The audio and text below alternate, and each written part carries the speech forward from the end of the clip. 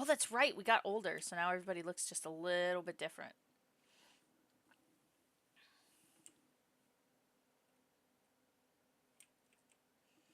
What? How old are we again?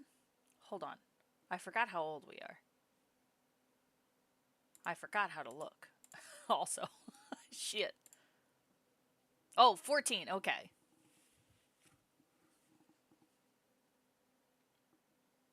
And we're very good friends.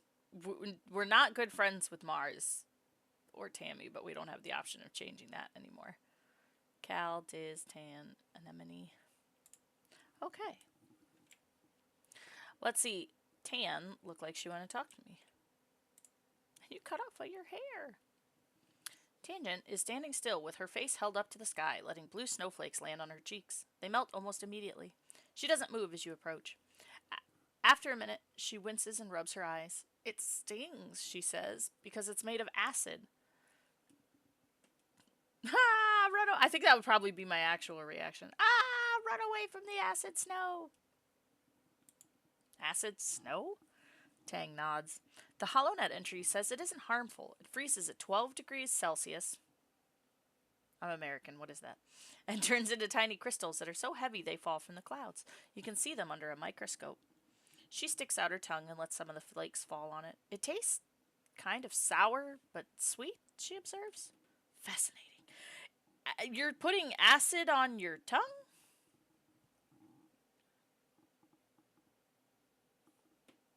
Also, for those of us in the not Celsius world, that's 53 degrees Fahrenheit. That's really warm to have snow.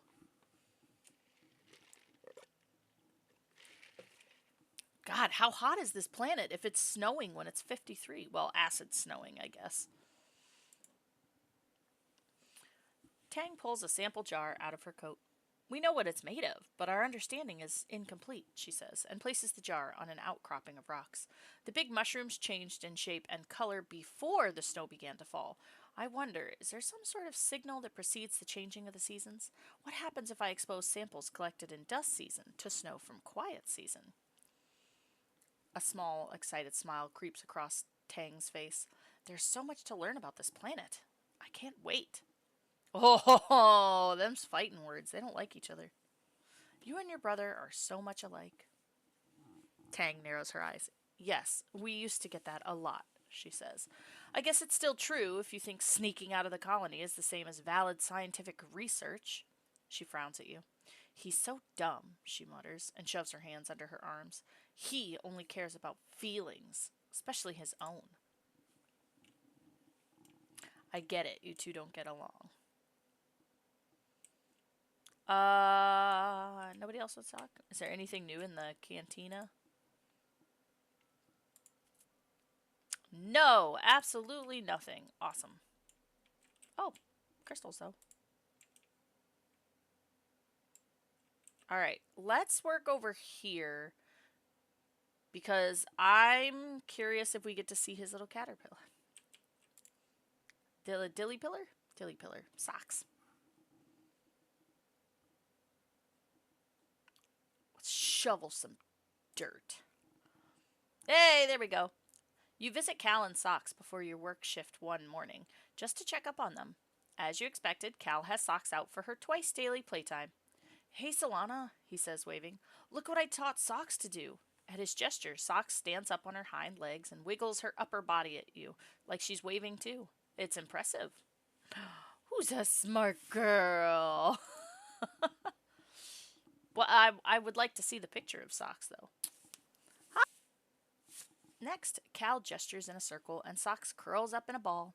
Then he raises both hands in the air like a scary monster, and Socks rears up and chitters menacingly. Cal says, pew, pew, and Socks rolls over and sticks all of her feet in the air. You count at least 14 legs. Shit.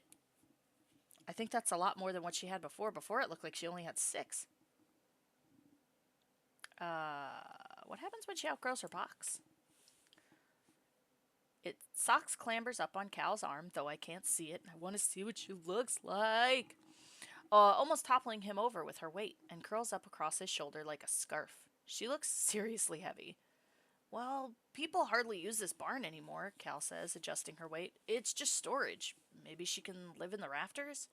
You're pretty sure your mom comes in here often as the head of geoponics, but you hold your tongue.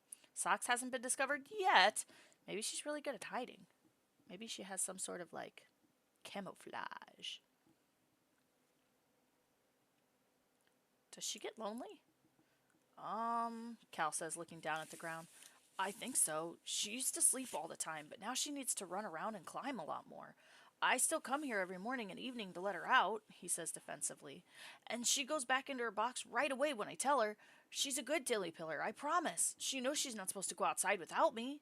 He pets her snout. I think maybe she's just not a baby anymore, you know?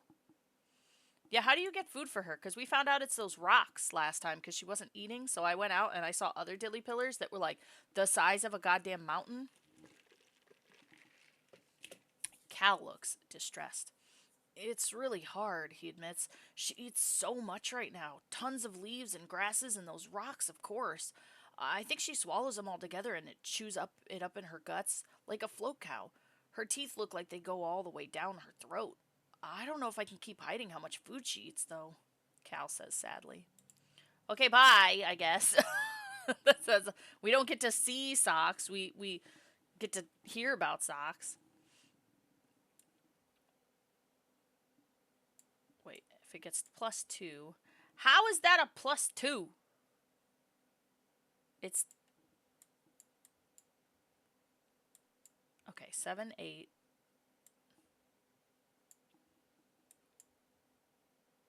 I don't have any 6s, so... I mean, we're still gonna beat it. A, but only 1 star. That's okay. We get to see socks. That's the most important part. Oh, I'm so bummed right now.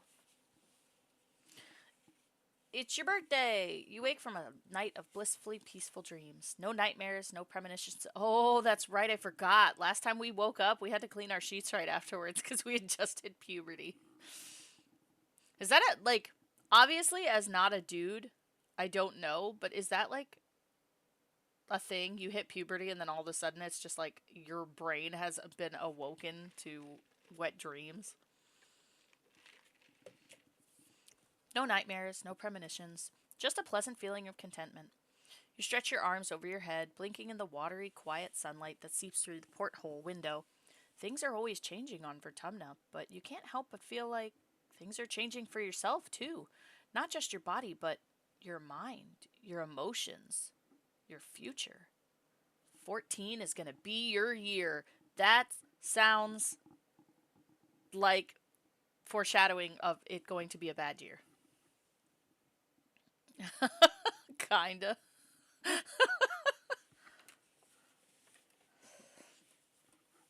Getting a lot of mixed signals here, gentlemen. Your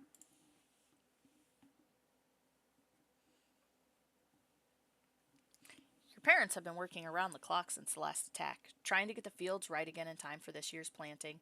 Spark now has already started falling, and every day they come home complaining about having to clear it. They asked you to ping them when you're awake so you can share birthday breakfast in your quarters instead of sitting shoulder to shoulder with everyone else during breakfast service in the canteen. You fire them a message and lie back in your bunk, watching dust motes float lazily in the light. After a minute, there's a knock at the door. It's Antecedent! She sweeps into your room in a bustle of skirts and shawls and sits down beside you on your bunk. Oh, look at you, she says. Happy birthday, beautiful. 14 years old. She leans in and gives you a motherly kiss on the forehead. It's been years since she took care of you in the children's creche, but all the kids still call her Auntie and think of her as a close relative. Her sweet baking bread smell as comforting as it ever was. She is. She's like the mom of the group because I guess like all the kids were kind of like created and she like runs the creche basically, as well as also the lunchroom. So definitely like 100% mom, even though we call her auntie because she's not actually our parent, but she like raised us kind of when we were children. Does that give her MILF status? She sits back and takes one of your hands in both of hers. Solana, ever since I held you in my arms as a baby, I knew you were so special, so important. You're becoming a young adult, but I want you to know I will always, always be here for you, just like your mom and dad, she says firmly. All right, we got a 4 card that's smart for my age. Antecedents love. Oh, either one. I think we'll just say thanks. I don't want to be that kind of an asshole teenager, even though I was that asshole of a teenager. Let's try not to be a dick. She's just being nice. She smiles and tucks an unruly lock of your hair behind your ear. I guess you're old enough to call me Aunt Anne now, if you like, or even just Anne. Now, come on in here, Aunt Anne says, spreading her arms wide. Give us a great big hug. She probably gives amazing hugs, to be honest. You hug her, enveloping yourself in the warm and familiar softness of her. Over her shoulder, you see Nem standing in the doorway. Well, her hair, anyway. She's been growing it out, and there's no hiding it behind a corner. Oh, yeah, she's Anemone's mom. I forgot about that. It's hard to keep all the parents, like, together, even though, like, she looks just like Anemone. Shut up.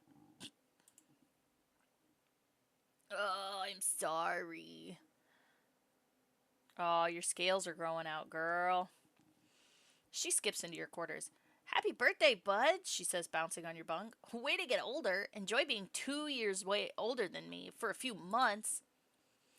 I thought you were on your way to medbay, Anne tells her, and Nem shrugs, and Anne turns to you. Annie is supposed to get her menstruation cessation implant today. Her what? Excuse me? Excuse?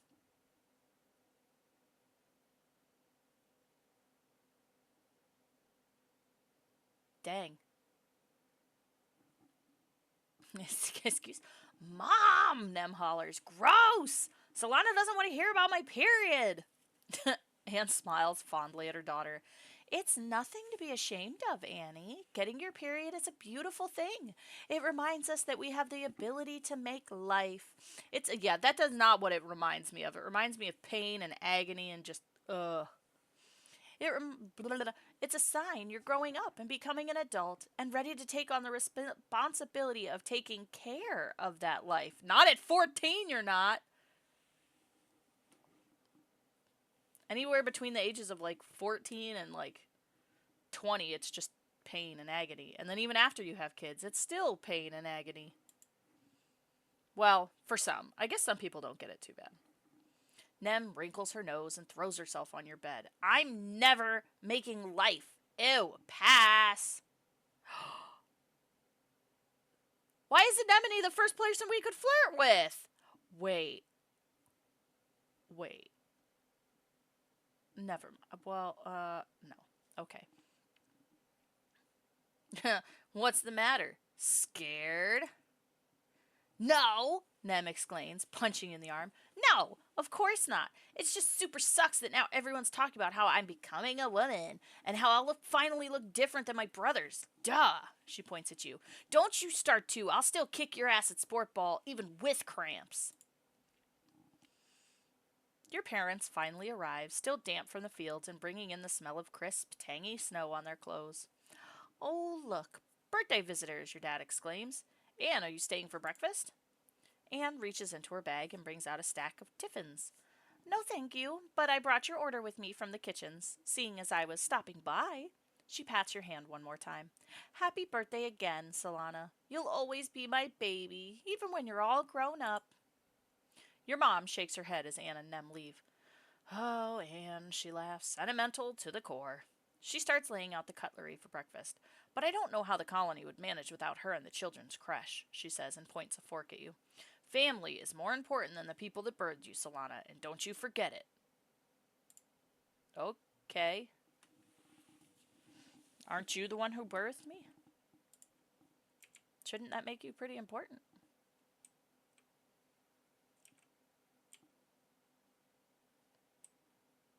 Nobody wants to talk to me? Fine, I'm going on an adventure.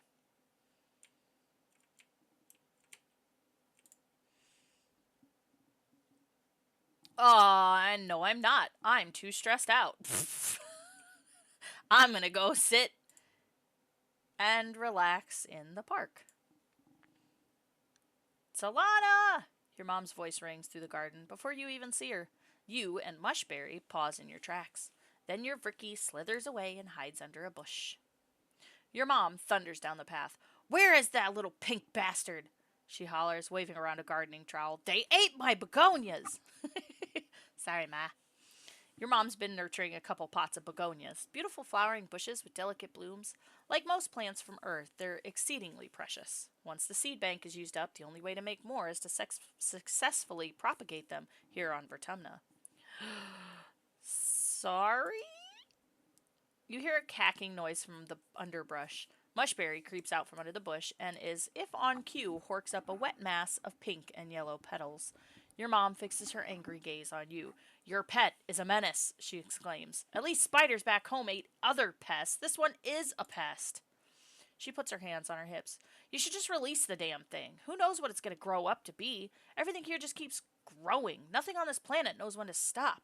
Like my begonias, perfectly contained in their little pot. They knew when to stop. It's not Mushberry's fault. It's a wild creature. Your mom points at her eyes, then points at Mushberry's. I'm watching you, she mutters. Whoops. I wonder if she will get bigger. And how much bigger? +3 on a third, no. +1 drake, no. I'm gonna keep those two. Even though that one's just a 1, that's still a good thing to hold on to. I have said it literally every time we have played this game. I will say it again. Hold on, I need to turn off my overlay for this game. And I will say it again. The art up here in the corner is like my favorite thing. I don't know who drew it because some of the other ones it'll say like on like if you go to the cards and stuff, like see it tells you like who the illustration is by.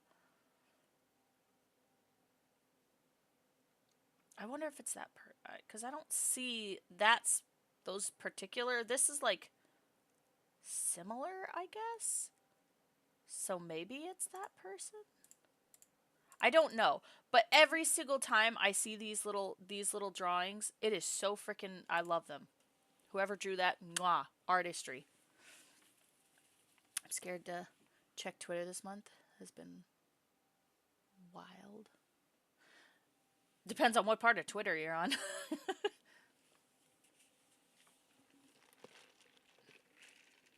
Honestly, I don't think it really matters what side you're on. There's probably drama happening everywhere. The VTuber part, oh, yeah. But to be fair, like, I hate to say it as a VTuber, I feel like there's always some sort of VTuber drama going on. Like, I swear, like, I mostly just look at Twitter for art, even though I have a Twitter and I never update it, even though I should.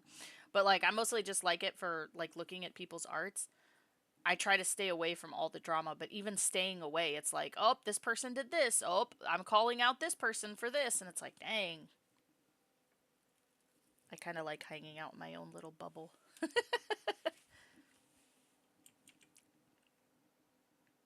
Now we can go exploring. Anybody want to talk? No? Okay. Away! Let's survey the plains. Oh, you want to talk to me? Utopia is sorting through stuff the foragers have brought back, putting them into bins to either get analyzed or taken straight to the kitchens. Hey, sweets, she says, not even looking up. You headed out? You and Diz take care of each other out there, okay? She sighs. I gotta get through all this before day's end. It'll take me all day unless you're here to help me out. Why am I always so quiet? What do you mean? Is my mic not close enough? Do I need to turn my mic up? Is that the kind of quiet? Or do you mean on my Twitter where I never post anything because I'm a bad VTuber because I don't know how to do social media?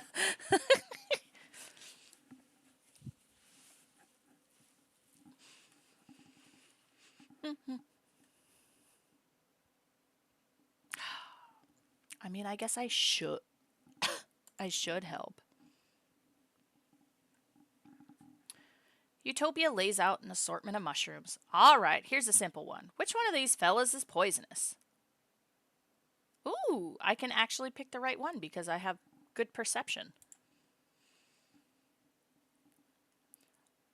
Mushrooms, you got this. You know what kind of mushrooms are served in the canteen, and it's easy to pick them out of the assortment. Great work, Sweets, Utopia exclaims, a big smile on her face. You're a regular pig. Don't worry, that's a compliment. On Earth, they used to use pigs to sniff out buried mushrooms. Go out there and dig us up some, why don't you? Finish up what you were doing in the survey team, but come back next month and I'll put you with the foragers, she says. You'll be in the Valley of Vertigo. It's one of the best places to forage for wild berries and other edibles. Oh, I'm sorry. I keep my mic relatively farther away from my face. I think that's why. I think I started that because when I was doing scary games, if I would scream where my mic was like right next to my face, hi Minsk, enjoy your lurk. It was oh, oops, not that. Hello. Hi Minsk. But yeah, when I would scream during scary games, it would just cut out until I like moved my mic like so it was sticking straight out instead of pointing towards my face.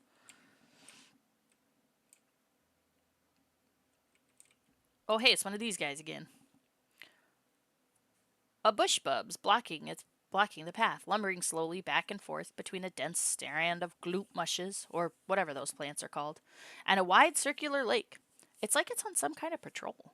It growls a warning when you try to squeeze past it, so you back off. From the look in its eyes, this one's isn't letting you through easy. A bush boob? Bush bub? I mean...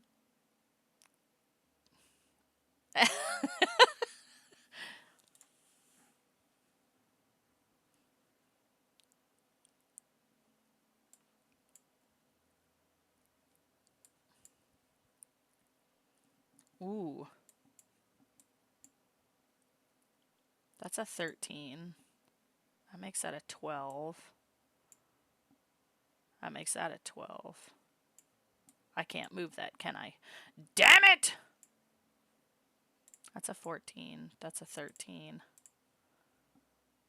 Shoot. Alright, well, I guess we're going with that. Okay, 4. Why did that become a 6? 5, 6, 6, 9? Yeah, we got this. We already beat it. We don't even have to put any cards up. Damn it, I wish I could move that one, though. 3, 4, 5, 4, 3. Okay, well, that's not 3. But we still beat it. It's fine. Victory! Victory, Screech! You sneak through the gloop mushes, crawling under them so the bush bub doesn't see you. You nearly get stuck at one point and wonder, what if Diz has to come rescue you? That would be embarrassing. You find a route through and continue on your way. Diz would probably just let me die and then be like poking my dead body with a stick and be like, ooh, fancy. Oh, collectibles respawn faster and more slots are filled. Nice. Speaking of collectible, gimme. Ooh, what's this? That's new. The ground here is oddly familiar. Some kind of smooth rock covered in lichens and tiny plants. Why? Why am I being flicked? I swear I put hydrate back. Hold on. Hold the phone. Where is it? I swear I put it back. Although so do streamers, really. Well, non-corporate streamers kind of make their own schedules. Hi, Jess! How are you? How was, Tomb Runner? Tomb Raider. Not Tomb Runner. Tomb Raider.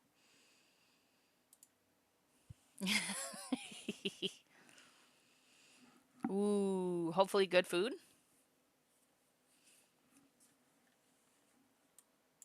4, 3, 3, 2. Hell yeah. When I was watching I was lurking. I didn't say lurk, but I was just lurking. You just beat some old lady wearing like a bone head, like a skeleton head.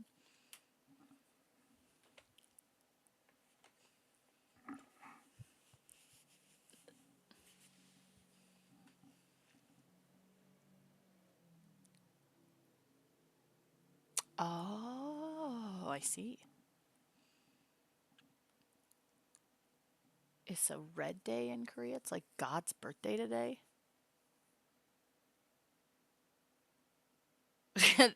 They said, forget whose birthday it is. We want what we want now. That is not +1. Why are you like this?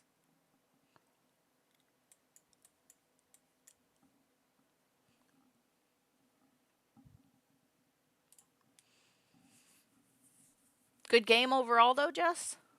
DLC and all? I mean, I would assume so since you were playing it. I gotta do shouties. I haven't done that yet. We were stepping over a rock. Or what we thought was a rock, but was actually kind of soft. What you thought was just a rock slowly opens. It's an eye. It stares at you dreamily, and you stare back, fascinated. This must be a very ancient creature. It's so vast, it's completely merged into the surroundings. There are even trees growing out of it. A little animal, like a moth with huge webbed feet, lands between you and the massive eye and starts preening. The eyes dilate to focus on the moth, then it slowly closes again in what you think might be contentment. After a minute, you feel a faint rumble under your feet, regular breathing in and out, snoring. You creep off the creature, careful not to wake it again. Okay. Lawyers? That I would expect the English teacher, because I feel like that's kind of like, Japan's JET program or whatever, where, if you're an English speaker natively, you come there and you teach English. But a lawyer is surprising. That would not be a profession I would expect someone who doesn't live there to go there to do. But shows what I know. I've only been out of the United States for like a half-hour field trip to a pizza place in Canada when I was in 7th grade. Korean companies want English lawyers because they're expanding everywhere. Ah. Well, I guess that. One of your jobs as a surveyor is to document the flora and fauna through photographs. You see a thing, a skittish flock of really long insects. Each one has 10 to 20 sets of wings, like long rods with knobbly bits at regular points. They're moving so fast, they're almost a blur. You've got a camera built into your holopalm, but it's not equipped to capture difficult shots like this. You'll need to put in the work.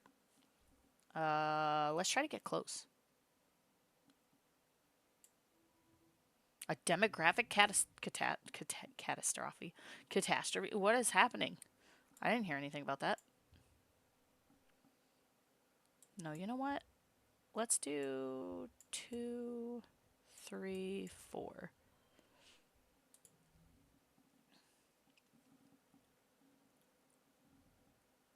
Nine. Oh, that's 10.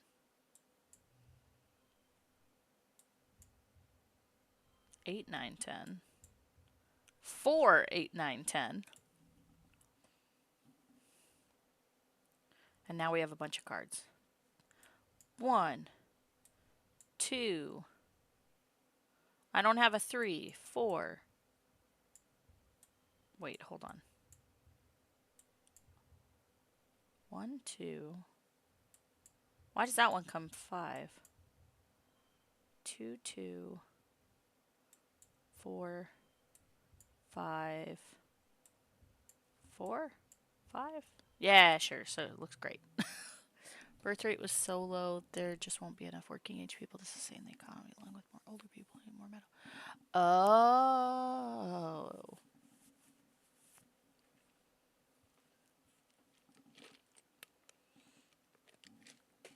I don't know if a lot of people are like at that level, but I know I've been hearing like declining birth rates, and it's like, well, no wonder. Like, look at the state of the world and tell me that you want to have a kid.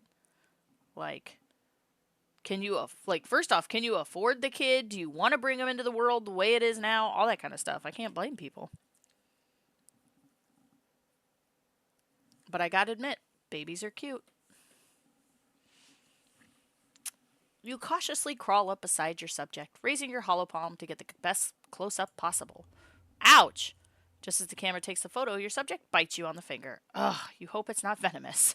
On the bright side, you got the shot. That's cool, if it's venomous, I might just die.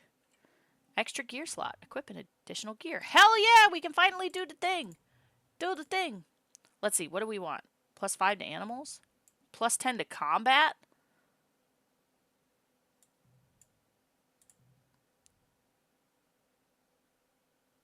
Yep, okay, that's what we want.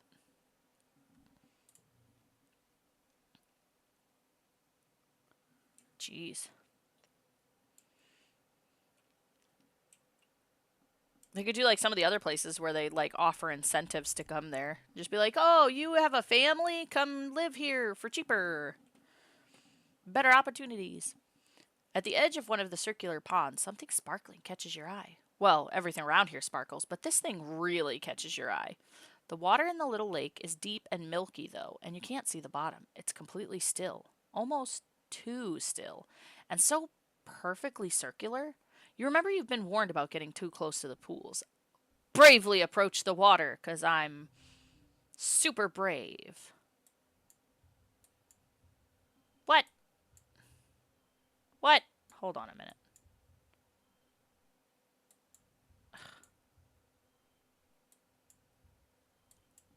Okay, we're gonna waste cards here. Keep my big good ones. 9, 8, 7.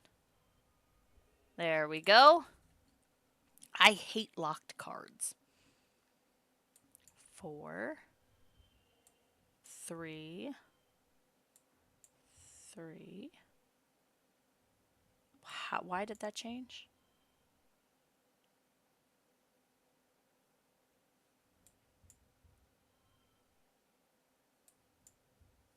Yeah, whatever, we win. We're not getting 3 stars, but hey, we still won. You aren't scared of some pawn, or whatever might live in it. You march up to the edge, keeping your eyes on the shiny prize, and paw around in the snow looking for that shiny whatever it is. Looks like it's a pretty crystal. That's it. That's all we got was a crystal out of that.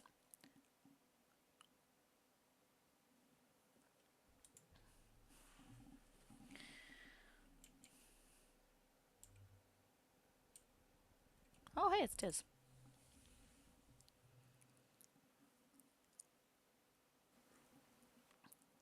Diz and you are surveying together, though he's mostly just throwing rocks at things and seeing what happens.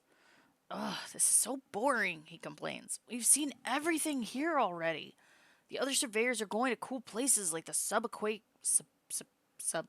huh? Subacus? Subaquas?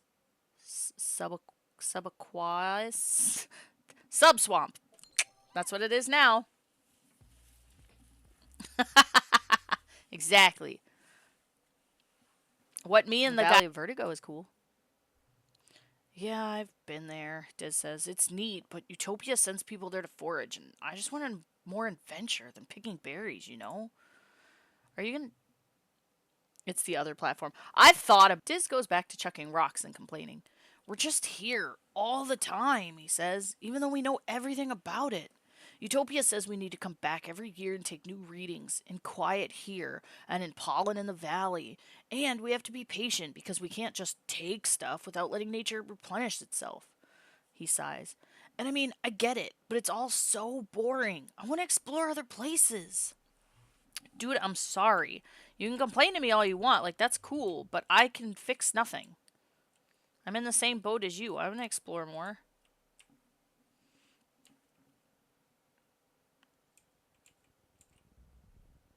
I like this sound. I don't know, here, so you guys can hear it better.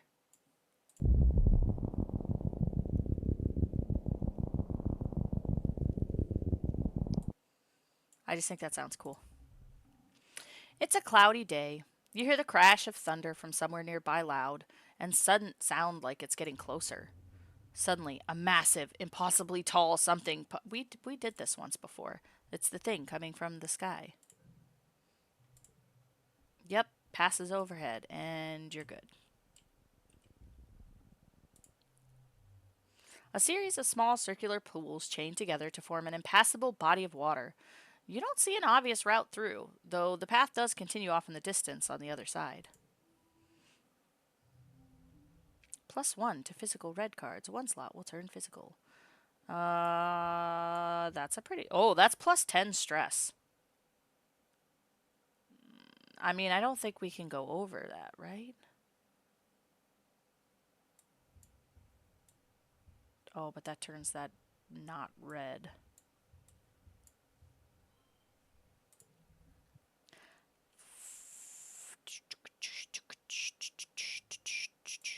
Six, six, three, two.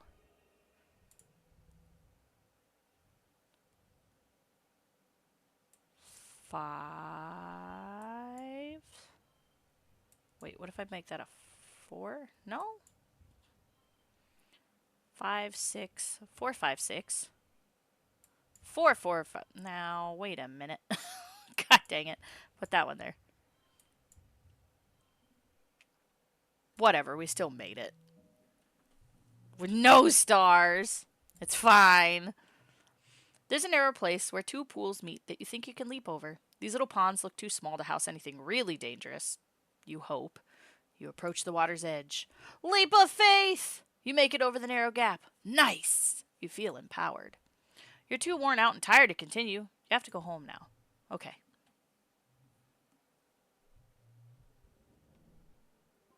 Dude, we're so strong. We're dumb as hell, but we're strong.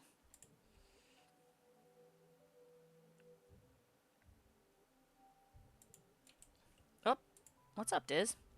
You find Diz sitting in the mouth of one of the wall's drainage sewers. In wet season, excess rainwater is diverted out here so it doesn't flood inside the walls. In the meantime, it looks like Diz has set up a little base here, with pillows and a stash of snacks. His alien communication device hisses with static. He looks up from his hollow screen as you pop your head inside the drain. Hey, Solana, he says quietly, before going back to the game he'd been playing. Not really. We just explored the outside and now we're too exhausted, but we saw Diz, so we're going to talk to him before we go relax.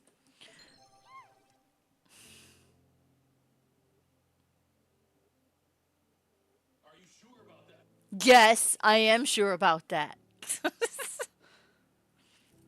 What are you playing?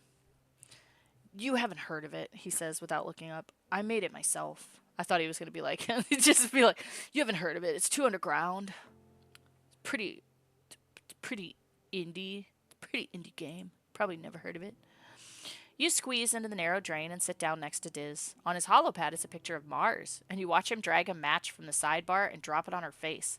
Little animated flames wiggle over the picture, leaving parts of it looking charred.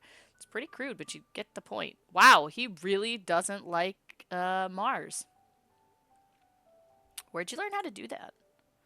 It's pretty simple, Diz says. The light from his hollow screen reflects in his eyes as he looks at you in the gloom. People on Earth used to make this kind of stuff all the time, and I have a lot of time to learn new things. So, what happened with Mars? Why am I purple? Diz shrugs. Same thing that always happens, he says. He resets the game, then drags a bomb from the sidebar onto the picture of Mars. It explodes and the picture disintegrates. She booked my name down for every appointment with the nano printer because she thinks my clothes are always torn up and dirty all the time, he continues. So I got in trouble for wasting resources. Ooh. I tried to tell him it was her, but Mars never gets in trouble. Everyone likes her, he mumbles. But it's fine. I don't need anyone to like me. I don't care if they hate me. I hate them. I don't hate you. Diz goes back to playing a game, content not to talk to you. That's really unhinged. You need help. Come on, he's 14. Who at 14 or like teenage years didn't have somebody they absolutely hated? Or like, I hope that person gets hit by a bus or something. You know? Can I try? Sure, Diz replies. He links his hollow palm to yours, and you feel the haptics pulse as the game files transfer. You open the game and are presented with an option. Whose picture do you choose? Mars. Definitely Mars. Saltpod. You load up a picture of Mars. Screw her. She's so bossy and mean. Diz is right. She's the worst. Oh, God. Now that I said that, is she gonna die now? You drag a knife from the toolbox onto the picture. Thwunk. Right through the face. It feels good. In a weird way. You probably shouldn't think about that too hard. You spend a few hours letting off steam with Diz, loading different pictures of your classmates and commiserating about life in the colony. After a while, he even starts to smile a little bit. I don't really want to hurt anyone, Diz confides in you. Sometimes it feels like I have so many angry thoughts inside my head that there's no room for anything else. He turns off his hollow palm and looks down at his hands. Even if it makes me feel kind of gross after, it's better than feeling numb. Aww. Poor little emo kid.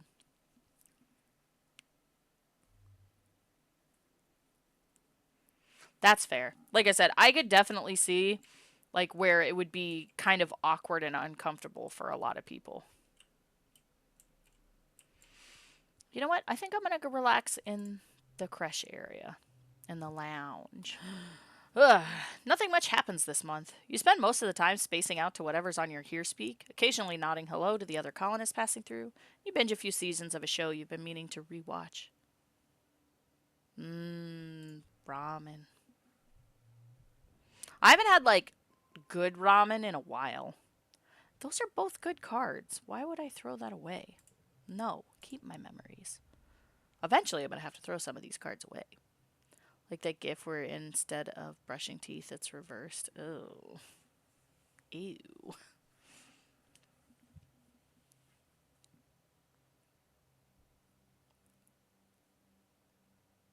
Teething your brushes.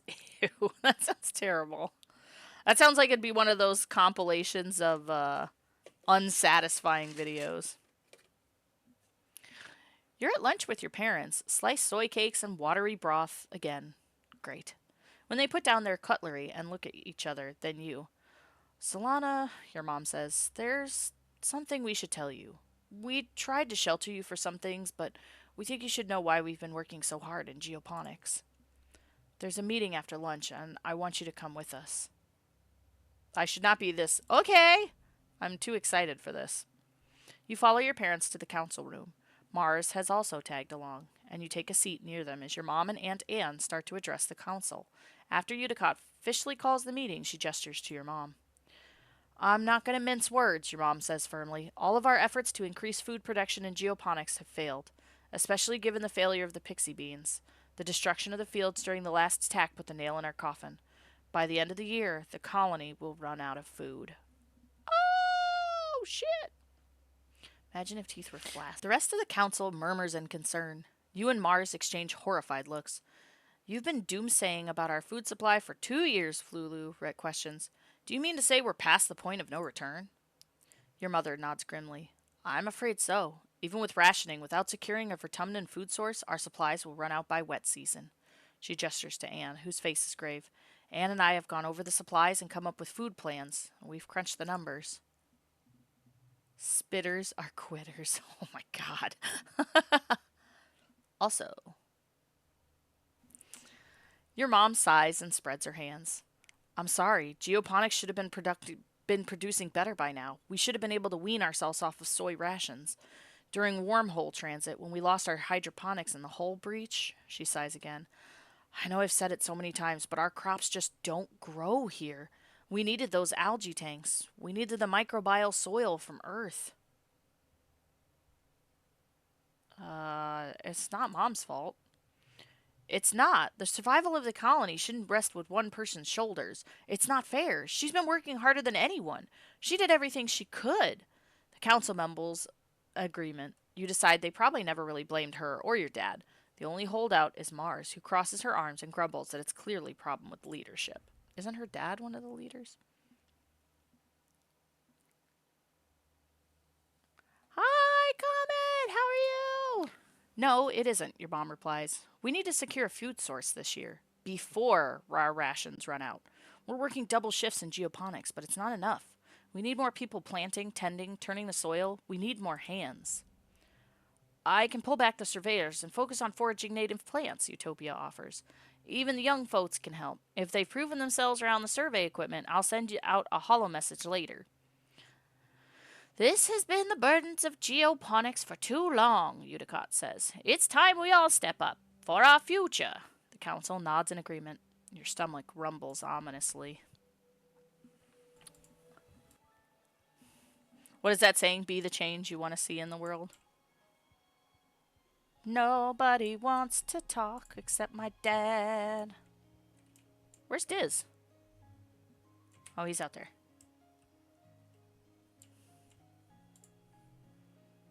You can hear your dad sneeze all the way from engineering. It's explosive, like he's trying to square away predators. That's a dad sneeze for you.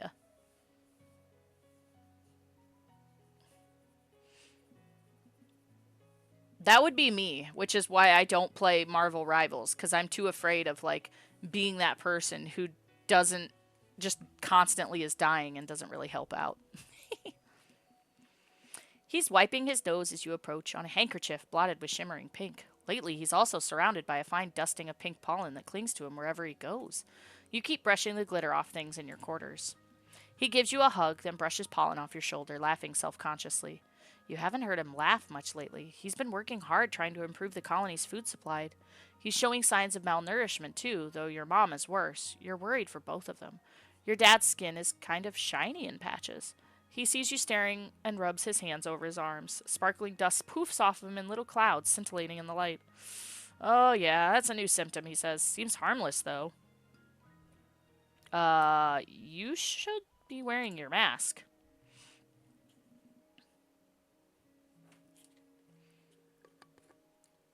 I'm not doing great.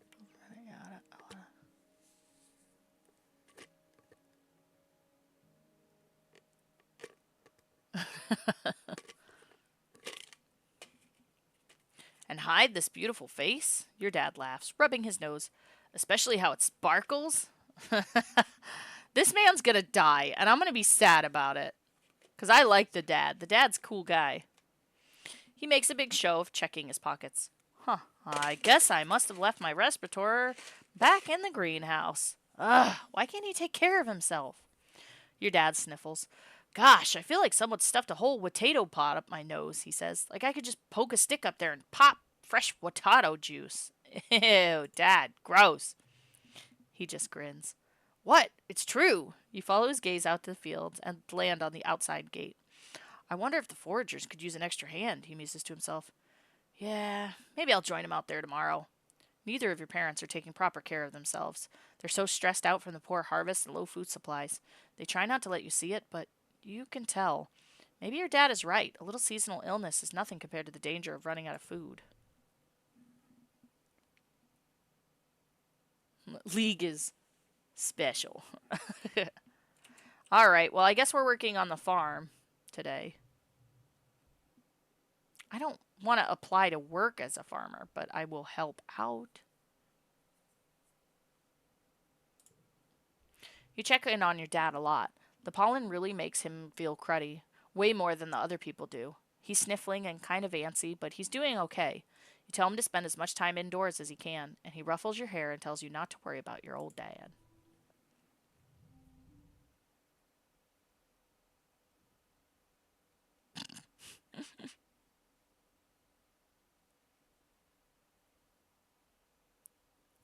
Oh, yeah. I was making suggestions. We were talking about period pain simulators, and I was like, maybe you could do that for a stream. I could put it on and see what my pain threshold is, or like what my average like period pain is. And then you can put it on, and we'll start low, and you can play a rage game. And every time you die, I have to up it.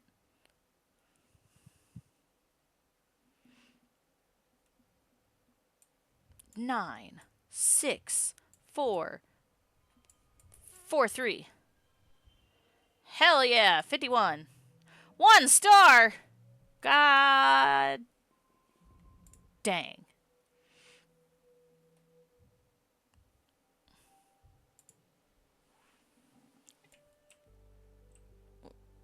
Ooh, music change.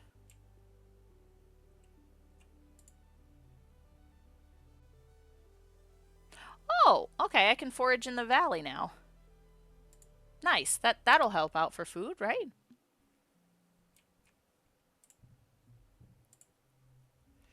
Utopia greets you warmly as you muster for your first expedition with the foraging team. Solana, I'm glad you could make it. We need everyone we can get out here right now, boosting our food supply. I'm ready to sniff out those tasties. Good luck hunting out there, she says, handing you an oversized backpack. More like a basket than a pack. Use your holopalm to identify edible and medicinal plants. Just throw 'em in here. I'll sort 'em back at base camp. Oh, and keep on the lookout for creatures. It's pretty peaceful out there in the valley, but even the little bug will get you if you're not careful. Go slow, pay attention to your surroundings. If you're unsure about something, don't approach it. Stay on the path and don't get lost. We don't call it the Valley of Vertigo for nothing. Any questions? Oh, what's a fine lady like you doing in a place? Dang, I'm not flirting with Utopia. I'm freaking. Okay, hold on a minute. Utopia, how old are you? Wait, that's congruence. Hold on, go back. How old is Utopia? 27, and I'm 14. Although that seems like a thing a 14-year-old would do, but still.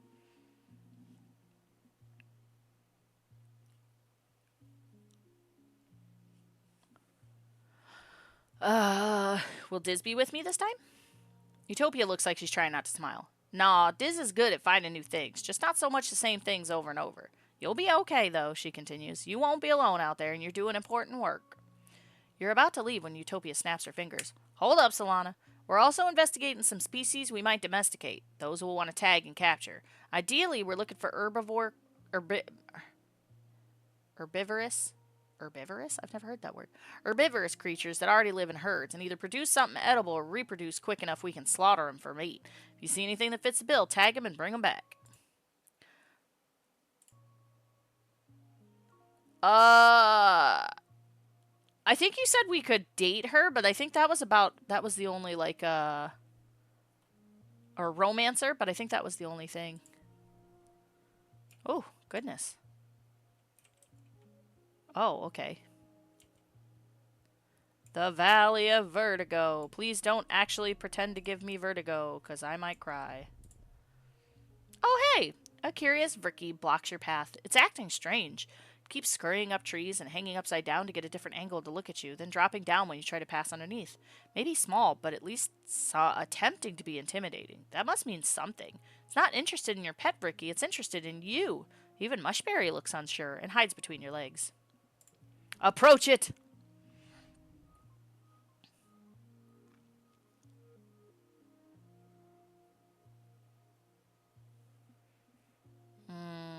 I have almost nothing of yellow. Shit! 63? You know what? Let's not use up all my good cards yet.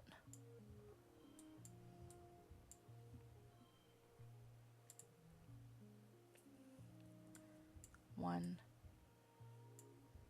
two, three, two. Okay, 8, 7, 5, 5, 5. Whoo! I was kind of worried in the beginning there that we weren't going to make that.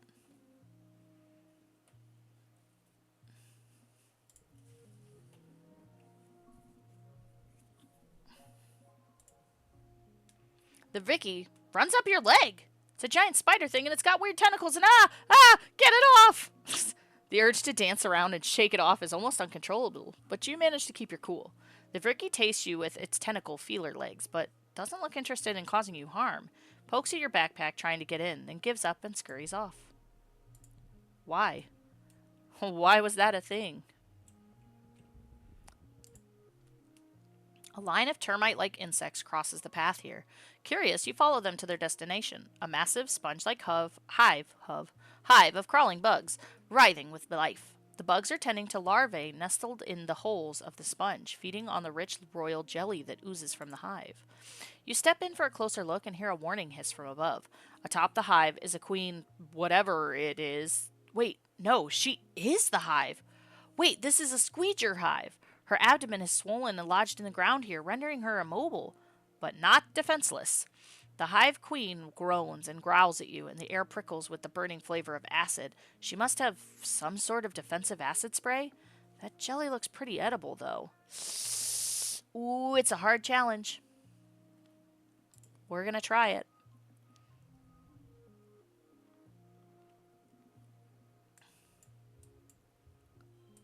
Two, 3, 6, 84. Shit.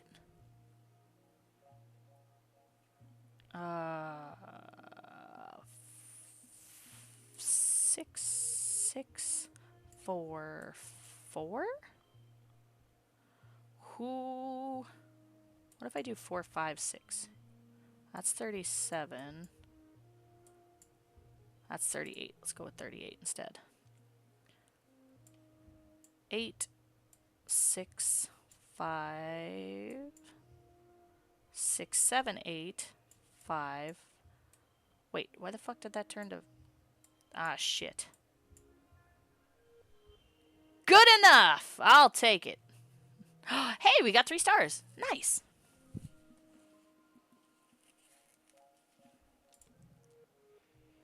You get in there and squeeze out some jelly from one of the hive queen's many holes, somehow managing not to get sprayed too badly by her acid. Some lands on your arm and the back of your hand and sizzles briefly, but you keep your calm long enough to escape with your bounty. So we got milk. Oh, disgusting. Milking the squeeger. I got +1 colony food.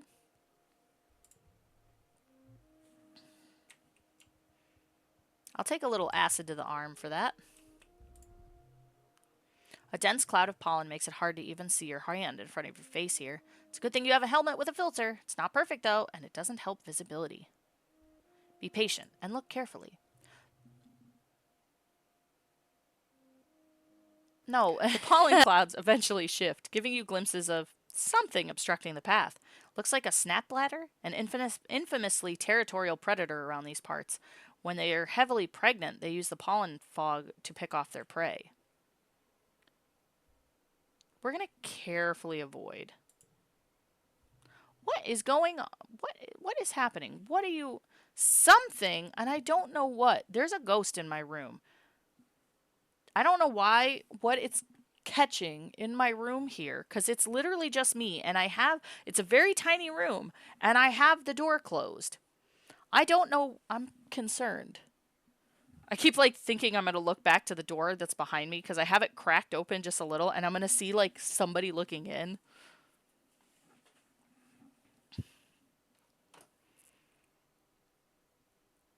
Oh. You pass through the cloud unharmed, staying out of reach of the bloated snap bladder. Snicks! Its snappers in your direction, but is much too heavy a spawn to chase you. Ha ha!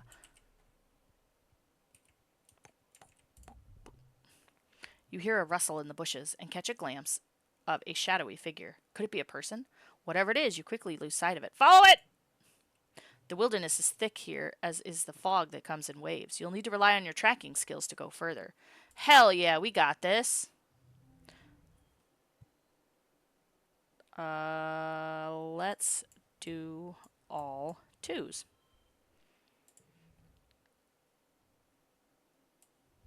3. I don't have a 5, though. 3, 4. Card to the left of it becomes a 3, 4, 6.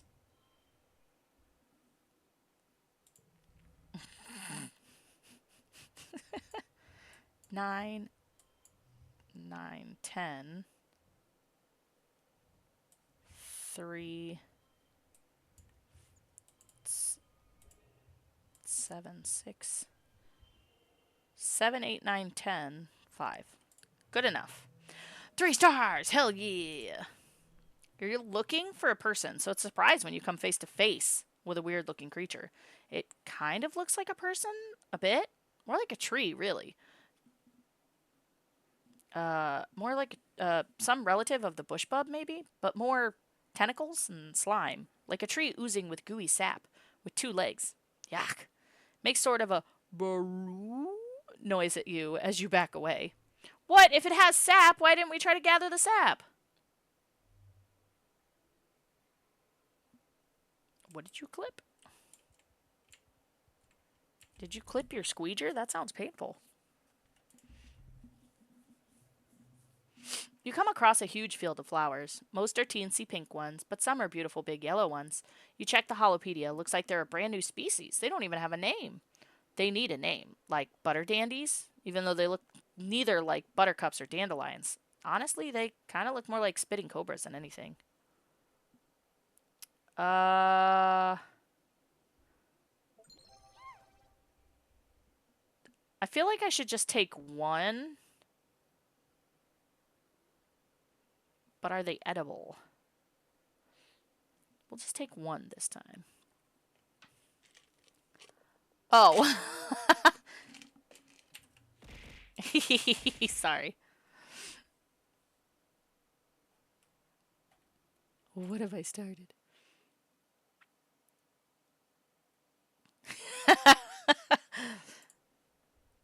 Yep. Generally, if you're going to clip your squeeger, it's done like, isn't it done like right after birth or something? I don't know. I've never had a boy.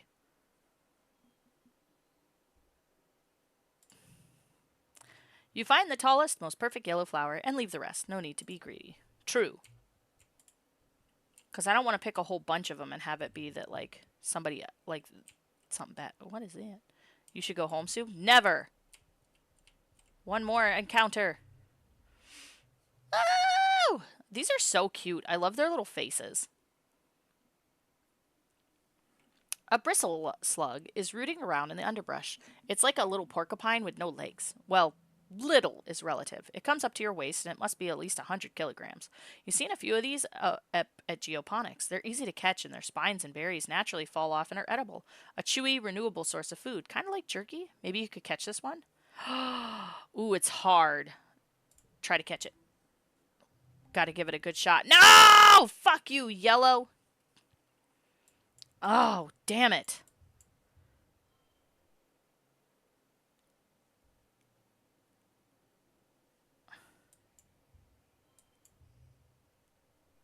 That's 20.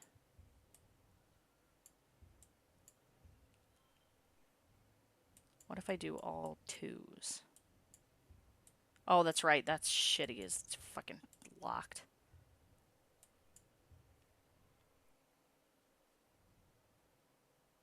Oh, but that one has a gem. I don't want to use that one yet. Okay. +2 to cards with gems. So I want 7, 6.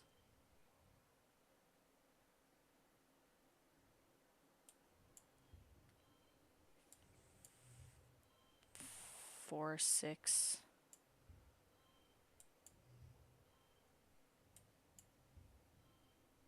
So that's 28.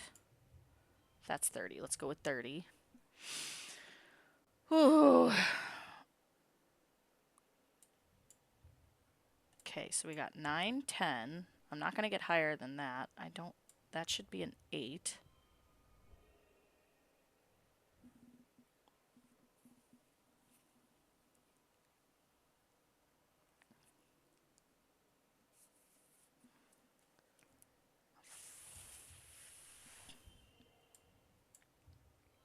Good enough. We win. Oh shit, we got 3 stars. I wasn't expecting that. I figured we wouldn't. You're pretty sure this one is a female because it has bristles on its butt as well as its head. Her eyes are a deep green. You think you'll call her Emerald. She seems calm in the net, like she isn't too worried about where she might be going. You crouch down with a clump of leaves and she sticks her muzzle through the net and eats them right out of your hand. Her whiskers tickle. You pat her forehead and pack her off to Geoponics Barnes. You should go visit her later if you like. Hell yeah! You're too worn out and tired to continue. You have to go home now. Okay, go home.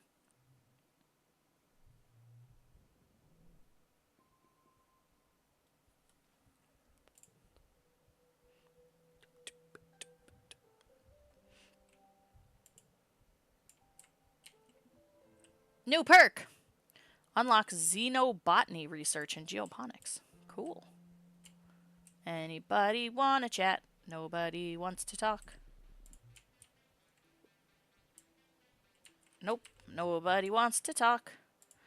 I gotta go relax. Ooh, cool. Oh shoot, I was supposed to go relax. I wanted to see what this was. What? Did I break your ears with my terrible singing?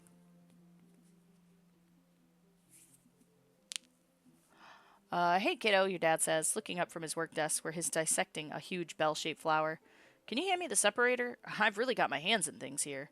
You hand him the tool, which he uses to wedge open some sort of weird stoma-like opening inside the bell.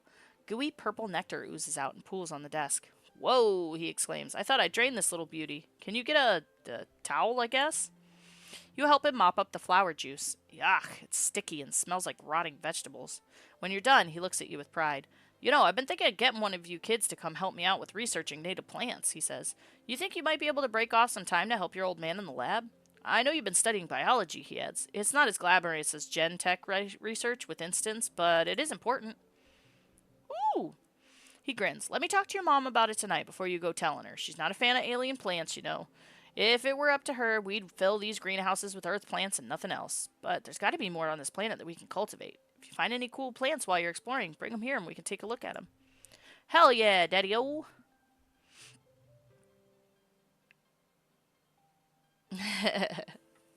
I like singing. I was in choir a long time ago, but not like actual singing. You should do a singing stream someday. You've got a fancy mic, Pablo. Do it. Do a karaoke stream. Security Chief Rhett visits the gardens sometimes, especially when your mom is around. You can hear their laughter ring through the gardens sometimes, though they go quiet when you approach. When you're sneaky, you can overhear them reminisce about old times, back when they used to serve together on Earth, before your mom chose your dad. Rhett still comes to your mom for advice, even though she doesn't like to talk about her time as a fighter. Hell no, those are two very good cards. Get out of here. I ain't losing those.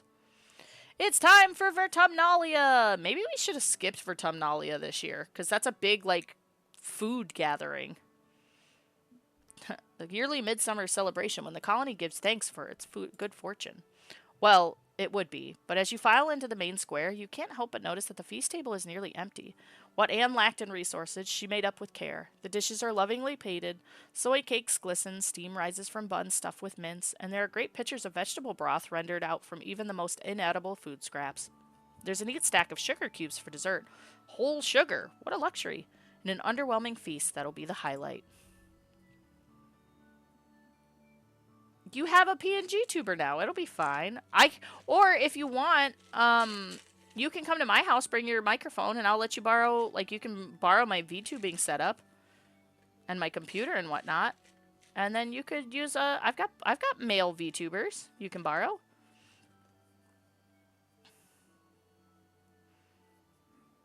I don't know what game, like, I know you guys are talking about a game called RimWorld, but oh my god. What the hell?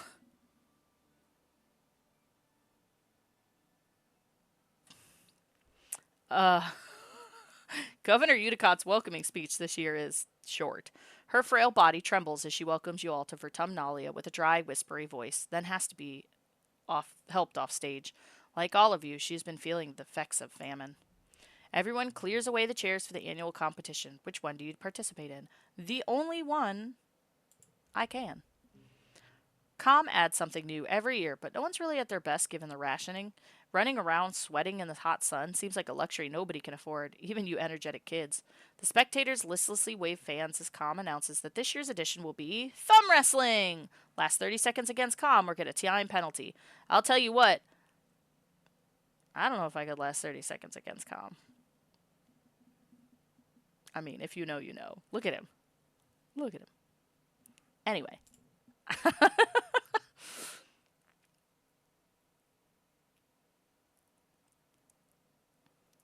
Nem's face falls. No fair, she exclaims. Com's the ship-wide thumb wrestling champion. He talks about it all the time. He's the worst. Com just shrugs and blows his whistle for you to get into position. I'ma beat him.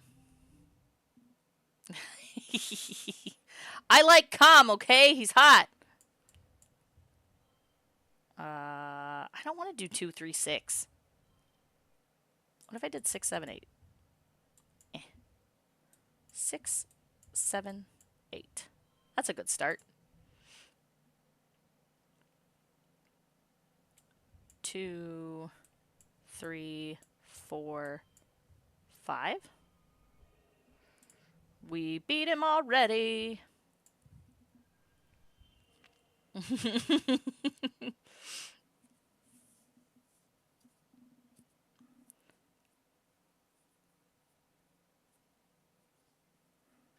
uh, 6, 5, 4, 3. I guess it really doesn't matter because I won anyway, so 2 stars. You don't beat... what?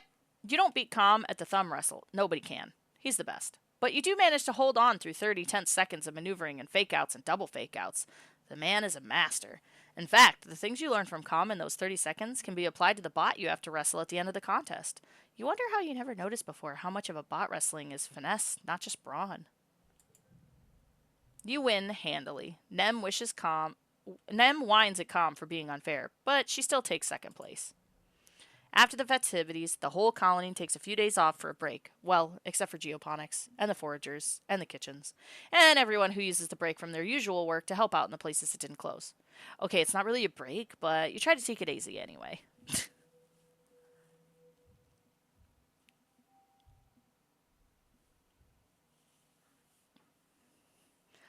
I don't know. He was, apparently it says he was like the ship's, like, the best one on the ship, so maybe he just would go up to everybody and be like, thumb wrestle me. I need to practice. Alright, so let's see. I feel like we should still be working in... oh, wait, we can go foraging. That's right. Duh, that's dumb of me. I need to forage. Forage! I was like, we still need to be working in the thing, but no, we can use our skills to forage. In the Valley of Vertigo. Eh. Boom, boom, boom, boom, boom, boom. Boom, boom, boom, boom. Anything over here to forage? No? Okay. Keep up, Mushberry! Ah! Why? What? What'd I do? I did nothing. I'm innocent. I plead the fifth. Which is honestly a terrible thing to do. You spent some time working in geoponics, so you know your way around a plant or two. Walking through this area, you notice something different about it. The bare ground feels bouncy, like a trampoline, and the plants all look weirdly stunted. Not a lot can stifle nature here, so it's honestly a little weird that there's no grasses or mosses growing here. Notice the unusual... just bounce for fun! I did nothing. I thought of things, but I didn't say them out loud. All the plants in this clearing are oddly stunted, and there are very few grasses or weeds, as though something has sucked all the nutrients out of the soil. Or, wait, is this even soil? You kneel and take a closer look, more like a kind of dense moss, or coral maybe. You press a hand into the moist, squashy substance. It smells sweet and starchy, like cake. It blankets the ground here in a thick sponge-like layer, swallowing up everything it touches. Gross. But it smells so good. You dig a large chunk of the sponge cake up to bring back to geoponics. Further analysis is needed, but you have a good feeling about this one. Did we found cake floor? Okay, let's see.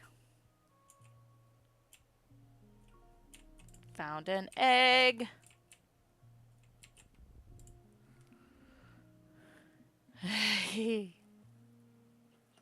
Don't look at me that way. You find a healthy blep bush and harvest some of the leaves to bring back to the colony. Utopia is beyond excited when she sees your haul. "Ah, blep!" she cries, shoving her hands right into the basket of rustling leaves. "Solana, you're a kid after my own heart." She pops a leaf in her mouth and chews on it, then shudders happily. "Whew!" she cries. "That'll perk you up, but good. Aunt Anne brews a heck of a cup with the stuff, but me, I prefer it raw. Yeah." She points at you. "Don't you go getting any funny ideas. This'll turn you green and give you spots. Cross my heart. Stay away until you're older." Oh my god, that picture. Hell yeah, we're gonna choose some. We get a card out of it. Hey, there's no cringe. Mysteriously, you experience a rush of giddiness a few minutes later. Whew, wow, that blep sure is good. No wonder adults keep this stuff away from kids. It's probably addictive. Huh. What a surprise. Tired AF. For you at work, I assume? Daddy sim? What is daddy sim? Like, which kind of daddy? Are we talking like an actual dad or like the shit, Game Grumps daddy sim? An absolutely enormous tree forms the part of the path here. Its roots cut natural stairs into the path, and its magnificent canopy of large, flat leaves completely blocks out the sky. They arch overhead almost to the ground on the other side. Walking under it is like going through a tunnel. In the tunnel is dark and gloomy, unseasonably cool, and filled with the whispering of leaves. You get the sense that something is aware of your presence. Whisper back. Why are you... 5. Nope.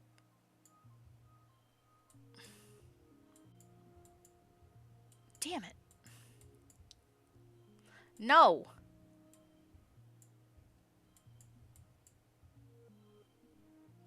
Fine. I think you probably were, because you usually stream on Saturdays.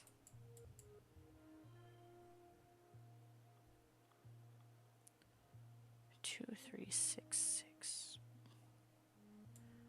Swap that 2 out. Alright, we got 2, 4, 5, 6, 10. It's not the best, but we'll take it.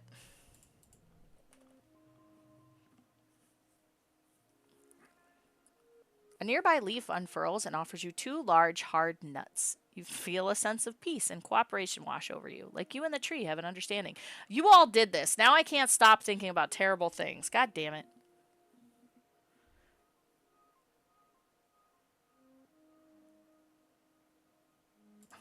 I will bring them both back so we can all have food. You're a forager, after all. Utopia can figure out what to do with these. Wait, did I already go that way? I'm getting confused. You come across another squeeger hive, an intensely gravid hive queen and her hundreds of wriggling grubs rooted here just like any other tree. This one seems calm. You're able to approach close enough to smell the sweet tang of jelly. Hell yeah, I'm gonna harvest the honey. I have, if you're asking me, no, I've never played Earthbound. Let's see. Card gets a +2.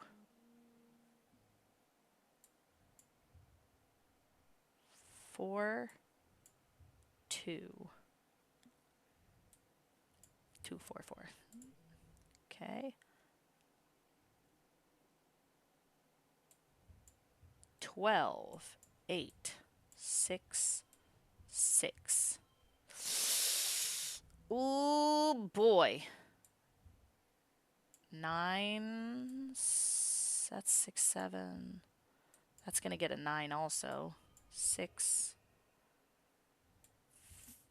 6. Hell yes! Only 2 stars, though.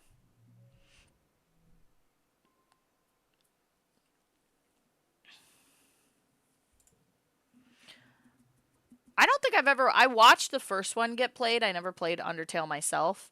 But I only saw, like... I think it was only, like, the first chapter of the second game. The calm hive queen has only a rudimentary danger sense. Squeeger hives can be very defensive when they sense danger to their young, but so long as you don't set off the workers or the larvae, you're free to walk right up to her. You gently avoid hurting any of the babies as you scrape her copious honey into a collector.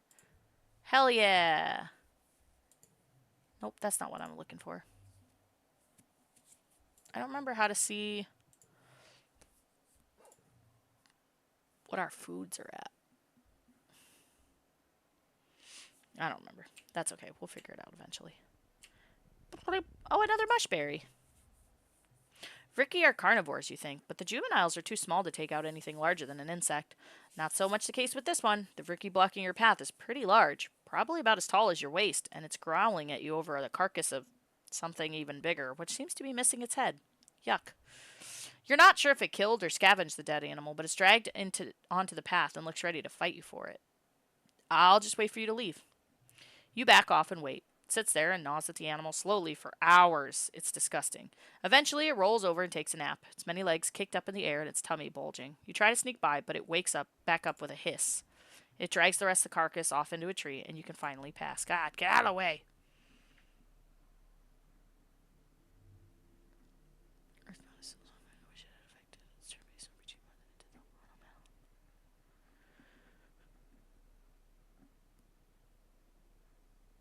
What is that cape for? Oh no, that cape. We were talking about it in stream. Sorry, I probably should have put like something in the Discord about why I posted a picture of the cape. Me and Malice were talking about RuneScape, and I was saying that somebody I used to work with asked me to make them that cape from RuneScape, and we were kind of talking about like it's the only commission work I've ever done for a costume that wasn't like me helping like a friend or something. And they were like, "Oh yeah," and I was like, all I ask is that you pay for the materials. Like I'm not even gonna ask you to pay for the time, just the stuff that it costs to make, and I never got paid back. But I thought that cape looked pretty cool. I thought we did a good job on it. You decide to take a shortcut just through the jungle to a path you were sure was just up ahead, and now you're lost. Everything looks the same here. The plants are too high to see any landmarks, and you swear some of them move around when you aren't looking. You try to check your positioning with your hollow palm, but the damn thing isn't working, and won't connect to long range communications either. Typical. Utopia. Typical! Utopia did warn you the comms were flaky out here. You think you can tell north from the position of the two suns, but that's it. Orienteer a way out of here. You climb a tree and chart a path through the wilderness from above. With that information in your hollow palm, navigating to the nearest landmark is a breeze. Hell yeah. Haha, I don't even need you. Thanks. I have no idea. Apparently, it's like an herb lore. Like you have to get like really high herbalist or something like that to get that cape. So he was like super super proud of it or whatever. I don't even know if he still has it. For all I know, he might have sold it. I haven't seen him in years. You're alone, exploring an unmapped area of the Valley of Vertigo. The pollen is thick here, and your air filter is overworked. A warning light has been flashing orange for the last 10 minutes. But there are plants here that you've never seen before. Flowers with intense rainbow hues and strange lumps of fungal matter which pulse as if they're breathing. You cut some samples. Utopia will totally give you extra kudos for these. The pollen is especially thick up ahead, deep fuchsia and shimmering with color. Everything here seems to dance with tiny flecks of reflected light. It's kind of magical. My instincts are telling me to turn back, but I'm not going to. You push forward into the suffocating pink fog. It's so thick you can only see a few meters ahead. Can I die? I maybe should have saved. I didn't think about the fact that... yeah, that's what I was going to say. I don't know if I can die. You push forward into the suffocating pink fog. It's so thick you can only see a few meters ahead. You follow the glimmering towards where it's densest. You come upon a glade filled with what seem to be strange topiaries. They loom out of the glittering fog, each in the shape of an animal. They're all formed from within the same spongy, glittering pink substance and dotted with finger-length fungal growths. You're so distracted you almost fall into a large hole in the center of the glade. Check for danger. You've seen plant-like animals before. Are these topiaries actually predators waiting for you to get close? You watch them carefully from the edge of the glade. They're completely still, not breathing. There are no life signs. Good. You're envious. Oh, jeez! Oh, oh. That actually scared me. Duh, yeah, don't tell me if I'm gonna die. But I don't know. I should probably save more often. I don't know. I guess I'm so used to like everybody else dying, but I'm not dying. Let's take a sample of the fungus. As you bend down to take a sample, you realize the dense shining haze is coming from the topiaries. The fog is seeping out of the holes at the end of each fungal growth. You break off a few of the growths into a collection vial. You remember helping Tang for extra credit in biology class. She said that the shimmer... oh, God! Why? Why would you do this?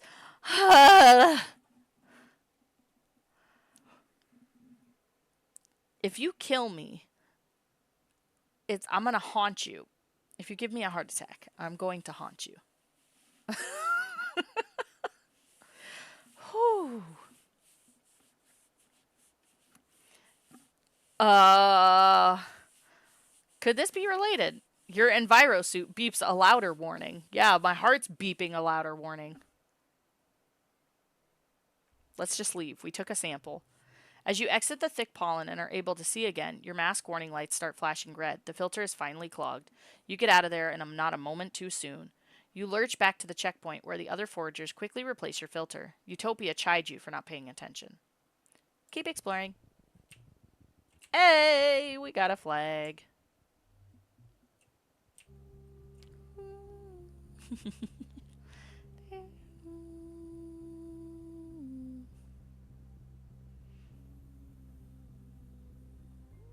I will rest 4 heads with you, David Tennant, any day.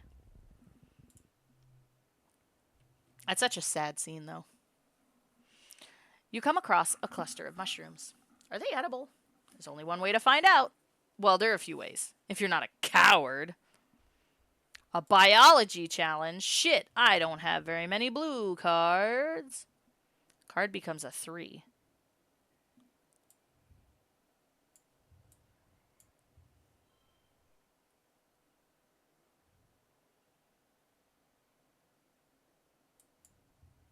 Ah, shit.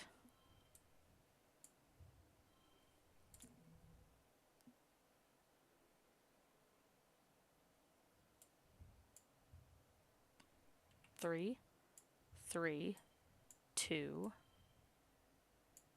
5. That'll work.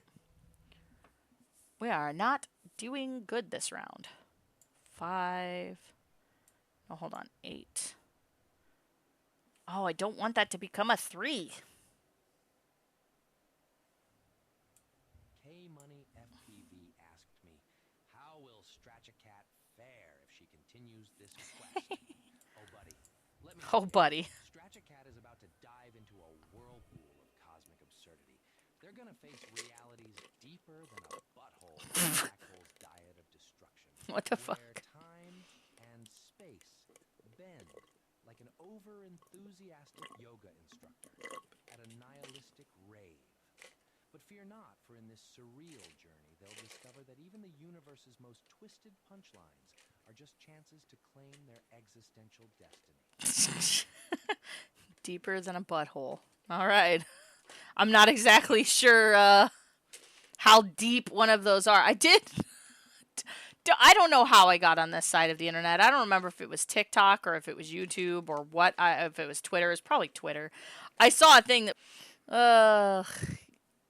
You determine that these mushrooms aren't only poisonous, but explosive as well. You mark their location down on your holopalm so other foragers know to stay clear of the area. And Utopia rings you a few kudos for good scouting. You're too worn out and tired to continue. You have to go home now. Okay, I go home now.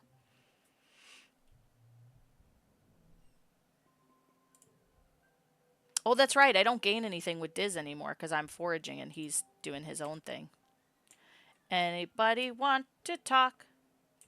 Nobody wants to talk to me. That's fine. I'm gonna chill here. This month, you mostly just hang out in the garden and try to relax. You noodle on your holopalm, watch holovids, chat on the colony's social media, and generally enjoy your time off without worrying about what you should be doing. Alright, I will forget my first steps. Oh my god. This is turning into a back-end stream. Or a back alley stream, get it? Wah, wah, wah.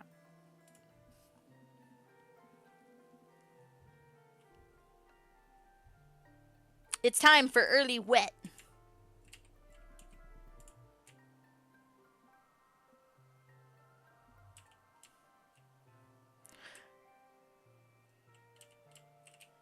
I feel like we haven't had much opportunity to, like...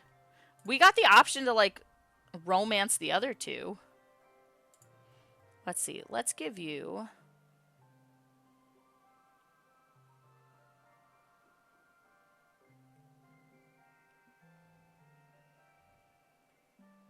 That's an 11? Oh, I have 11. Yeah, let's give you a medicinal root. Neat, Cal exclaims, taking your gift and peering at it inquisitively. I don't know what I'll do with it, but I love it. Thank you. Okay, well, that wasn't much. Yeah, coming in the stream in the back door. My God, what has become?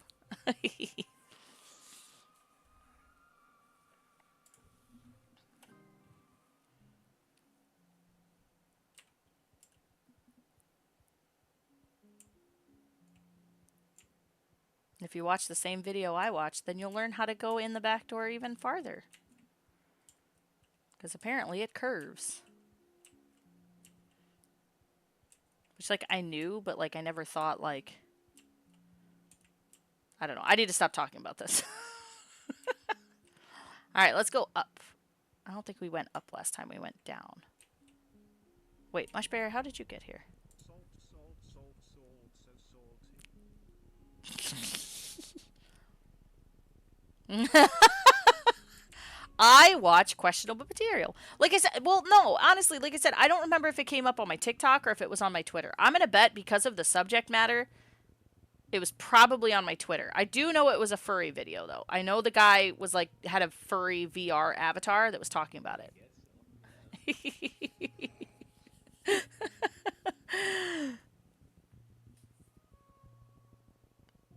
Oh my god. Why are you setting off fire alarms? Dang, dude. Chill out with your toast. You find a trippet, a large, tasty, plant. Kind of. You heard of it's sort of like an animal too, like a lot of creatures on Vertumna. It kind of defies classification. Whatever it is, it's huge. It's practically taller than you are. Let's harvest some stalks. You start breaking off the freshest and youngest looking shoots. The plant shudders. Am I hurting it? I hope I'm not hurting it. Look, I don't know what you call it. It wasn't corn though. It was like an educational video. It legitimately was. Like it was actually like it was educational.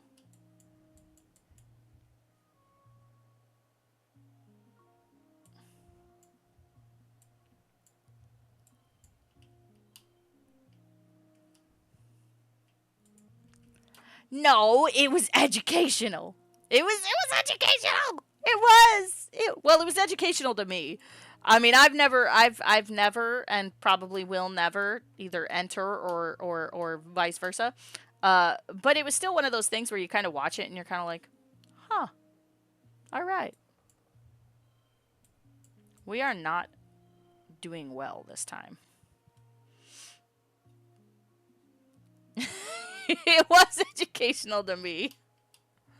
It's not an educational thing that I will ever use in my life, but I mean, learn some things. You learn things that you never thought you'd ever need in your life. But did you know? Did you know it curves and how to get past the curve? I bet not. I do now because I watched that video. This plant is alive and sentient, like an animal. It is definitely not happy that you're ripping its limbs off. It's hard to tell if it's in pain, really, but you'd say discomfort at least. All the same, I'm not going to hurt it. Yeah, no, something about what you're doing just feels wrong. You make a note on your map of where it is, but oddly, you never find it again. I'm so sorry, little plant. I didn't mean to rip you apart. I didn't know it would hurt you. Yeah. Whoop. Okay, we've been that way.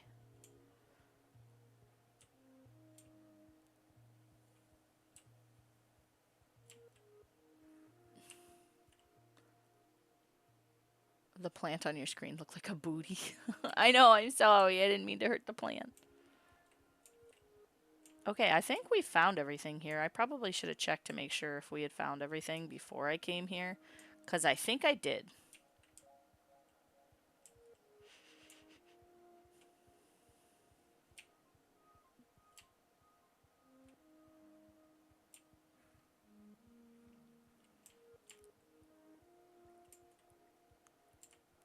I don't know if it's actually true or not, but I remember reading sometime that like that grass, like you know how you always can smell fresh cut grass, that's like a distress signal of like to the grass of to tell other grass that it's like being mowed down or something like that. I don't know how true that is. But grass is still a plant, so a little gazebo is set up as a waiting area for the automated transporters, which trundle back and forth between here and the colony. A sign reads, Autobus, Depot, Valley of Vertigo. Attention, air filters mandatory on the zone. Fruit is abundant, but please identify species before harvesting, as some species may object violently. Xenofauna may behave more aggressively in this area. Always approach. All right, go home, because I don't think there's anything else.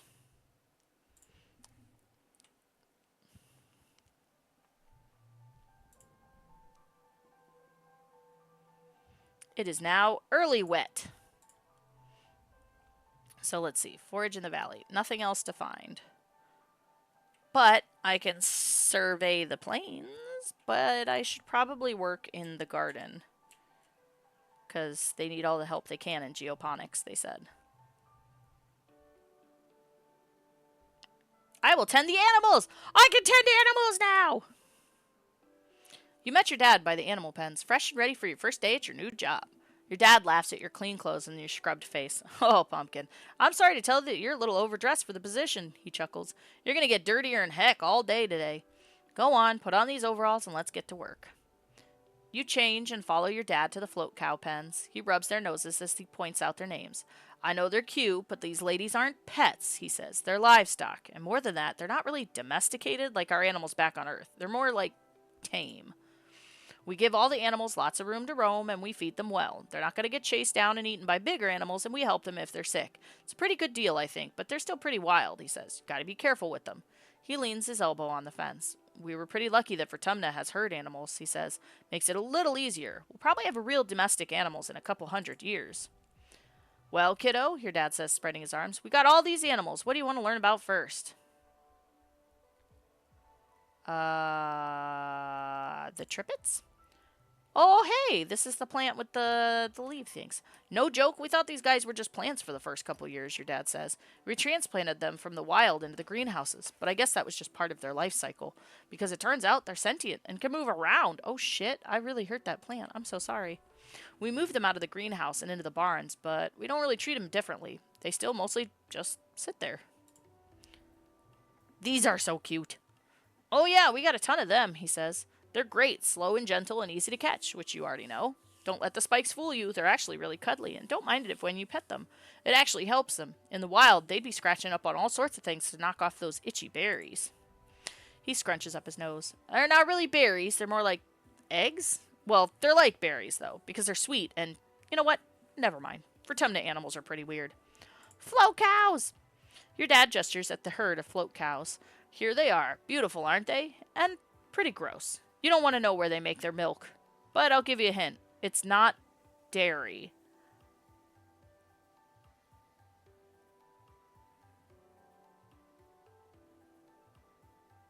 Excuse me. What milk exactly are we drinking from these float cows?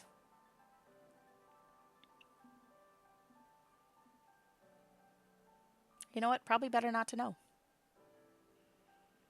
I don't. It's not milk. Gross.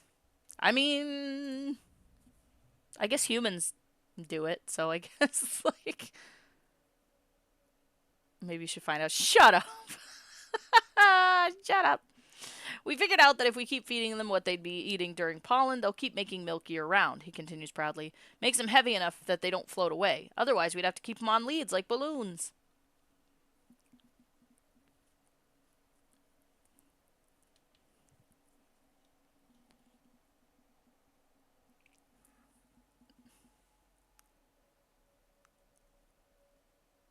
I meant, oh my god, I meant like humans with other humans.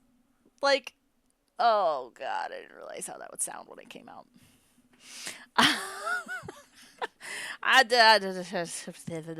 Moving on. Sugar bugs! Your dad takes you to the row of crates where the soft, squishy sugar bugs are clumped up together in the moist muck. Something came out. Shut up! These guys are pretty cool, he says, picking one up. It perfectly fits in his palm. They're a colony, just like us, and if you tickle them, you get... He brushes his finger along the top of the sugar bug, and a little jet of gooey stuff comes out. Sugar bug syrup, he says. Pretty neat, right?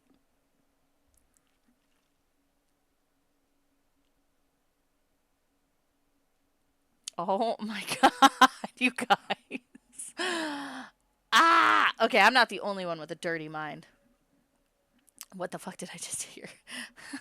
You've heard a lot of questionable things, that's what. Great, your dad says, clapping you on the back. That's the kind of energy I want to see around here. We need someone to muck out the float cow stables. They might float, but their poop sure doesn't. Hands you a shovel. Have fun. Gee, thanks, Dad. Touch the tip till the gooey comes out. Just the tip? I don't have any gems on cards. So let's wait and see if we get some. Never mind, I can't. Well, at least I made it to 26, so that's not too bad.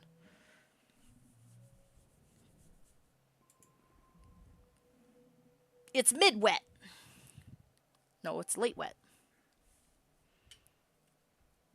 That's on you. I didn't say it. Kay said it. I just repeated it. Anybody? Anybody? Nobody? Nobody? Cool. I'm going. Wait. No. Yeah, I'm going back here. Don't clip that. Don't clip that shit. Shut up. Get out of here. Look at those animals just chomping down on grass. They don't know there's a famine going on. You were so hungry once that you tried chewing on some grass just to see if it helped. Hard to say. You didn't feel as hungry anymore, but that was probably because you made the inside of your mouth feel raw and puffy and you were worried you were going to die. Probably shouldn't do that again. But it was nice to not feel hungry. Wow, we got a lot. All right. 2. 3, 4. 2, 3. Haha! That's better. Oh no, that's not better.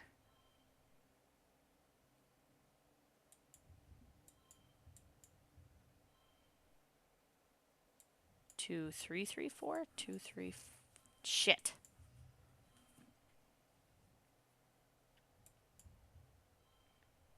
I don't want to use my stuff for that.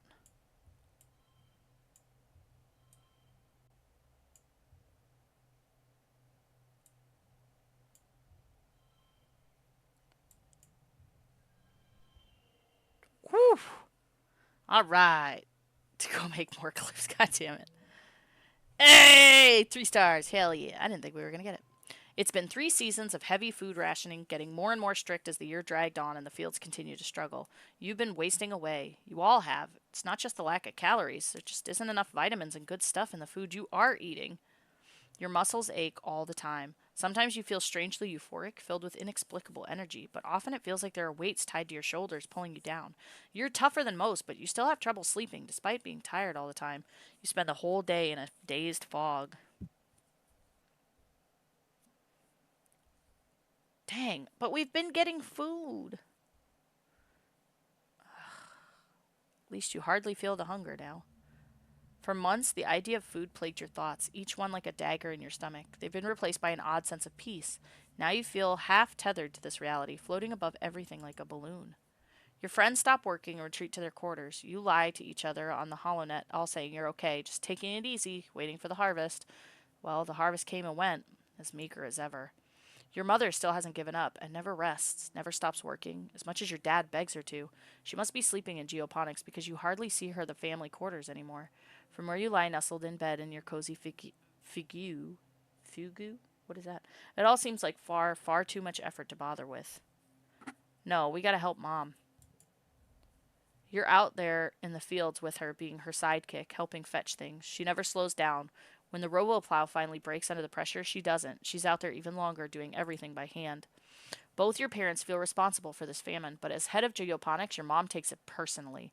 She's been skipping meals, relying on water and pressed soy bar rations, just enough calories to keep a body moving, but not enough to stay healthy. Yet she never lets up working herself to the bone, barely even sleeping, increasingly sallow-eyed and gaunt. You and your dad try to slow her down, but well, she's a stubborn woman. If not her, she says, then who? You and your dad are in the lounge, slowly sipping your vegetable broth when there's a commotion at the doors. Someone's run in, gasping for breath, yelling for you and your father to come to geoponics. Don't tell me my mom's dead. You run over, knowing deep in the pit of your stomach that something terrible has happened. When you see the faces of the agriculturists, your mom's people, you know that feeling is real. Your dad sees her body first. He lets out a cry like something you've never heard before. A deep, unimaginable pain dragged up from the darkest part of where fear lives. Oh, why'd you have to show it? First off, the art, absolutely astonishing. Like, absolutely beautiful. But oh my gosh. Your dad falls to his knees beside the frail body of your mother. He pulls her into his arms and sobs, wretched and agonized. You don't even know what to think. Your mom always seemed larger than her body, but seeing her now, there's nothing there, just a fragile shell. They tell you she didn't even cry out. She just went to her knees and then lay down in the dirt, and that was it. She actually died? Well, how would she not just pass out? Oh my gosh. Yes, the art is amazing. Whoever does the art for like this and like the little image up here, absolutely mwah, love it. Positively like so good. But what the fuck? Your mother's body is taken to the incinerator room, and that night the colony gathers to pay their respects. I'll go. I'll attend the funeral. Like Tammy's funeral, the incinerator room has been cleared and a wreath of flowers placed over the mouth of the organics recycler. They're white astrantia, your mother's favorite flower, carefully carried from Earth just with the hopes of it flourishing on Vertumna, just like you. You stand with your father and Aunt Anne. Udicott and the rest of the council are here as well, including Rhett. You're surprised to see tears rolling down his face. He's such a hard ass in the garrison. Cal is here with all the other agriculturalists. The rest of the colony waits in the canteen to offer their condolences after their service. Governor Udicott gives the eulogy. As a colony, we share our blessings, she begins solemnly. However, today, in sad company, we gather to share the burden of our grief. Fluorescent was born on Earth, but she more than many of us exemplified the spirit of our endeavor to bring life beyond the stars. She bore life, not only in her body, but bringing it forth from the ground she so faithfully attended. The debt we owe her is the kind that can never be repaid, she continues. It is with a deep and unbearable grief that we must continue on without her, in awe and respect for her sacrifice, the depth of which was never expected of her, but which she did not expect of anyone else. It is on her strong shoulders that she carries us still. Udicott closes the door to the recycler, and the particle disintegrators begin to reclaim the molecules that once formed your mother. Your father squeezes your shoulder, making a small, choked off noise of pain. As a community, we remember Fluorescent. As a community, we return her body to the soil that nourishes us. In this way, her sacrifice is recognized in the manifest body of the colony. The ceremony is adjourned to the canteen, where a somber wake is held in your mother's memory. There isn't enough food to dull the emotions, and your empty stomach only reminds you of her unfinished work. Your father is the new head of geoponics. In a few hours, he receives your mother's remains so that he can add them to the colony's precious supply of brown soil from the earth. You touch the cool lid of the container, marveling that your mother could fit in such a small box. You don't have to be okay, your dad says quietly, his voice thick with emotion. I know I'm not. I have to keep going where she left off, but if you can, you should take some time off. Nope! As someone who has dealt, not with my mom, but like my sister, no time off. No thank you. Your mom wouldn't want you to be weak. She toiled too hard for you to sit around feeling sorry for yourself while there was work to be done. A few days after the funeral, surveyors return with an unexpected bounty from the Valley of Vertigo. It's enough to survive for another month. Until the new year, maybe, if you keep rationing. The colony will continue to limp along, but without your mother. That sucks. Terribly. Oh no, she's not going to be there. Usually during Glow, she's like right there telling us to be safe and be careful.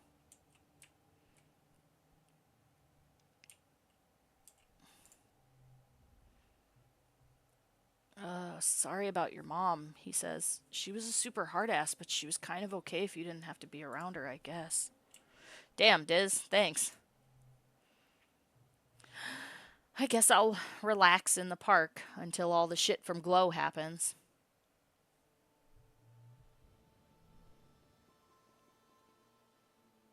Let's get rid of a -1. The roar wakes you. It would wake the dead. It shakes the walls, rumbles through the ship's hull, and makes your heart skip a beat. You're paralyzed by a sudden clench of fear in your gut. Through your porthole window, you hear a metal screeching and people shouting, then another roar, guttural and rumbling like the sound of a mountain collapsing. Something enormous is out there. We need to save, because we haven't saved. I don't remember if this is 4 or what we're at. You don't know what gives you the courage, but you run out to the fields to face the horrible creature face to An enemy had come. Please be careful. It has no face. It's got eyeballs, though, and teeth. Jesus fucking Christ, that thing's huge. In place of a face or even a head, its body just unzips, revealing a mass of writhing pink tentacles and blinking eyes pocked with jagged asymmetrical teeth. It stands on 4 enormously powerful legs, each as wide across as tree trunks. Clinging to its back and its thick slug-like tail are clumps of lichen that glow faintly in the night. The creature is nearly twice the height of a greenhouse. It's standing on top of a flattened one, and the wreckage of lattice and plants all around. Flickers of light from plas rifles and stun gloves light it from underneath, and the stench of ozone is thick in the air. You see Nem and her brother Com darting in and around its legs with their twin shocks of red hair. The faceless creature lurches into another greenhouse, oblivious to the soldiers trying to herd it away. The monster left a trail of destruction from where it smashed through the walls. Smaller creatures are pouring in through the gap and heading towards... They're headed straight to command! You watch helplessly as the hordes of animals storm command, sneaking through torn-away panels and smashing through windows. It's too far away to hear the screams, but Governor Udicott is inside. You have to do something. No, I'm sorry. Governor Udicott is old. Somebody else can take over. I need to help Nem and Com. You run towards geoponics, picking up a handful of rocks as you cross the barren fields. When Com sees you, he gestures for you to flee. Get out of here, Solana, he says. You're going to get yourself killed. I did fine last time, sir. You grip your rocks in defiance. You're sick of being told to help hide like a child. You want to help. Yeah, you're letting Nem out here. What the fuck? I don't care how many. I have 11 fucking somethings. I've got 10, 10, 10. That's what these are for. All right, we got this.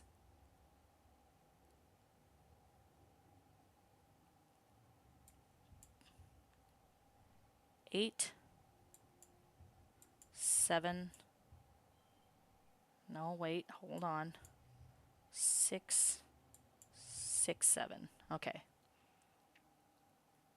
He did, but it's my turn to say we still managed, and we're gonna help. Nem's out there too. It's not just me. Mm-hmm. Yeah, I was leaking that lifeblood pretty bad. Okay, 6, 7. Shoot. 4, 3. Okay, we got 9. Okay. We're still gonna win, and I don't have to use my thingies. Ha ha ha ha ha ha. +2 to cards with gems. That'll help. 3, 4. Hell yeah, look at that. 7, 8, 9, 10. Right. 6, 7, 8, 9, 10. Fuck yeah. Wipe the floor with this asshole. You try your hardest, but even with the full force of the defense squad, you can barely keep it contained near the farms. You dart in and around the battle, throwing rocks and making noise to keep the abomination's attention away from the rest of the colony. Its tentacles whip around, slapping the ground and knocking into people, picking them up and throwing their helpless bodies like dolls, only to be crushed under its massive trunk-like feet. The fields are littered with bodies of the fallen. Sweat stings your eyes, but you somehow stay on your feet. Others aren't so lucky. Solana, watch out! Com cries, and you look up just in time to dodge the wet slap of a tentacle, tripping over a body and sprawling to the dirt yourself. The faceless makes a horrible noise from deep inside its craw, flecking you with little spittle as your guts liquefy from the near miss. You're close enough to feel the sick heat radiating off of it. It doesn't have a face, but you realize with horror that it sees you. Zzz. The beam of a plas rifle. Com, get out of here! Leave, please!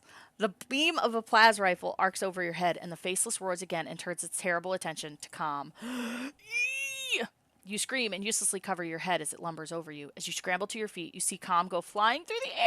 He lands a few meters away with a sickeningly wet crunch. Nem cries in horror as she runs to Com's side, but it's too late. His body... Oh, no! Fuck. Ugh. His body is bent at an unnatural angle, his eyes open and his face frozen in stupefied terror. He looks unreal, like a wax mannequin. He's just gone, like that. Nem lets out a primal scream of pain, and you can see the thought ignite in her mind, contorting her face with ugly fury as she stands up to launch herself at the faceless again. You grab her arm, and she yells at you in wordless rage before collapsing to her knees, throwing her body over Com's and sobbing like the scared teenager she is. You can only stand and watch. You hear a colossal cracking noise and look up to see the Faceless stumble towards the stratospheric. With a roar that shakes your very molecules, it loses its balance for the last time and falls onto the ship. Metal screams as the ship buckles and gives way. Whole pieces of the quarter's wings shear off as your home opens like a tin can, spilling its contents into the square. The strato lurches, then collapses under the creature's weight. The abomination is slain, but as wails of grief join the whimpers of the dying, you have to wonder, at what cost?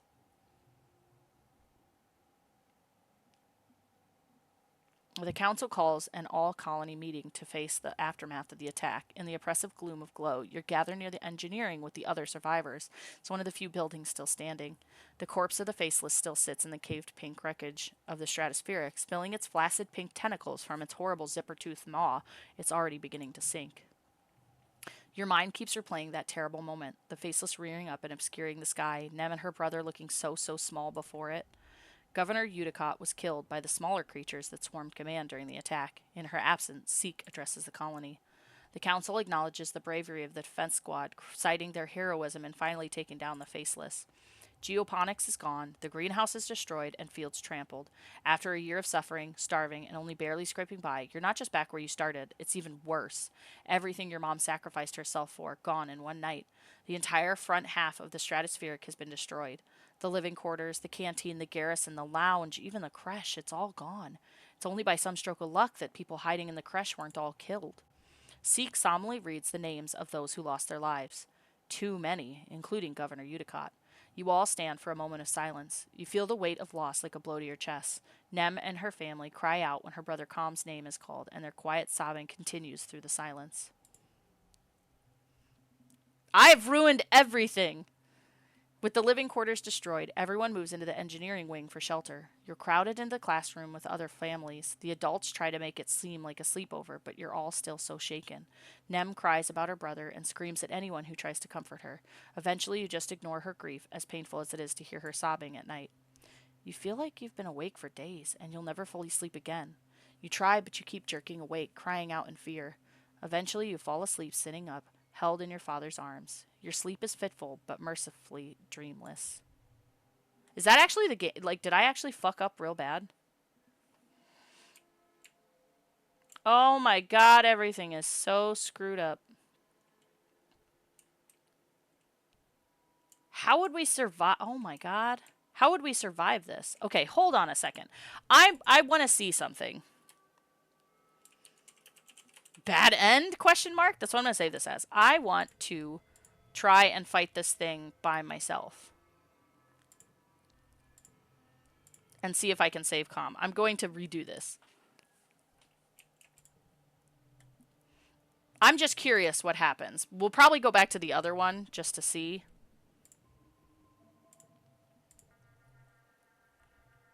Okay, run out to face it. It has no face. Beautiful art, by the way, still. I will never stop, like, talking about how good this art is. Face it.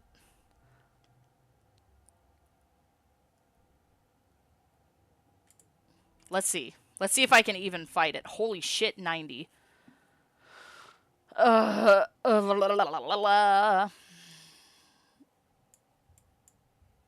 Whoops. That one. That one. That one. I know we're probably going to have to use these for this.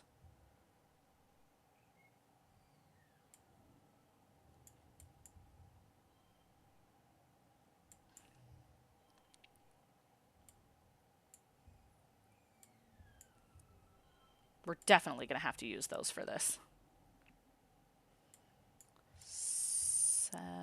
Nope, nope. 5, 6. Okay, 8, 7. Shit. Damn it. Oh, I can't have you near the yellow card. That's right. 7, 8.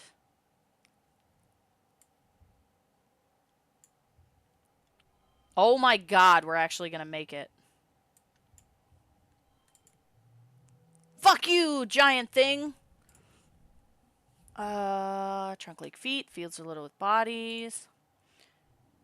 You're not entirely certain how you manage it, but somehow you get on top of it, clambering up its thick tail with your pitchfork in one hand. Its skin is leathery and smooth, radiating sickly heat.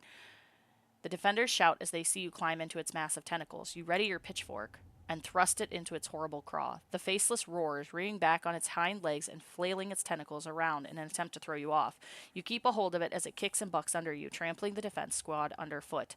The defensive line breaks, and the faceless takes off at a gallop towards the stratospheric. With a roar that shakes your very molecules, it loses its balance for the last time and falls onto the ship. So no matter what, that ship is fucked. And Calm is dead.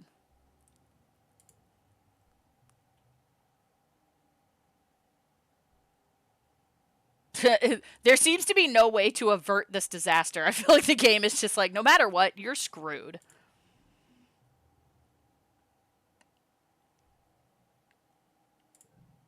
But not everyone sees it that way. Your stunt got one of the defense squads trampled, and you did train the monster straight into the stratospheric. You were brave and lucky to survive, but it's hard to say if your actions made things better or worse. I didn't make it worse.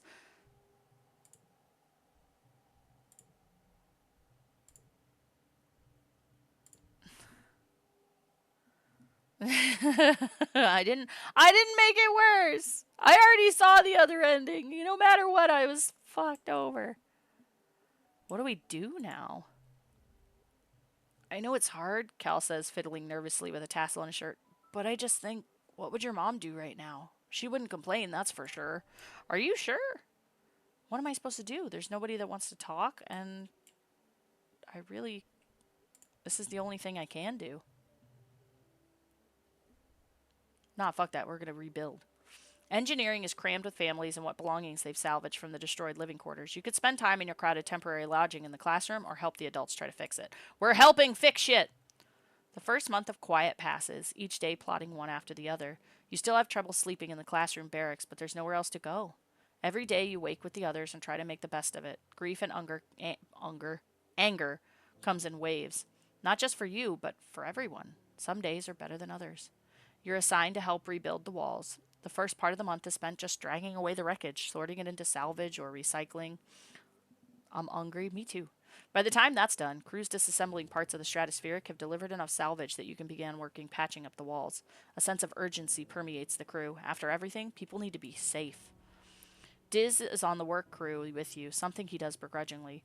Walls didn't help the first time, he grumbles whenever anyone asks for his opinion. We should just tear them all down and live like the animals do. If someone planted a bunch of buildings on my land, I'd be pissed off too. Shut up, Diz! We're working! By the end of the month, you've made noticeable progress.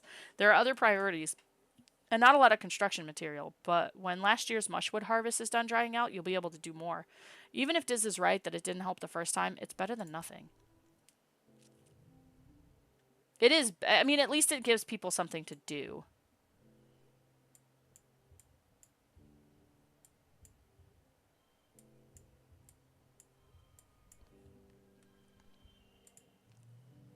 I got no stars for that. What the fuck? The suns finally dawn again on your birthday. You wake early and climb to the top of engineering to watch the first sun's watery rays break the horizon as the wormhole recedes across the sky.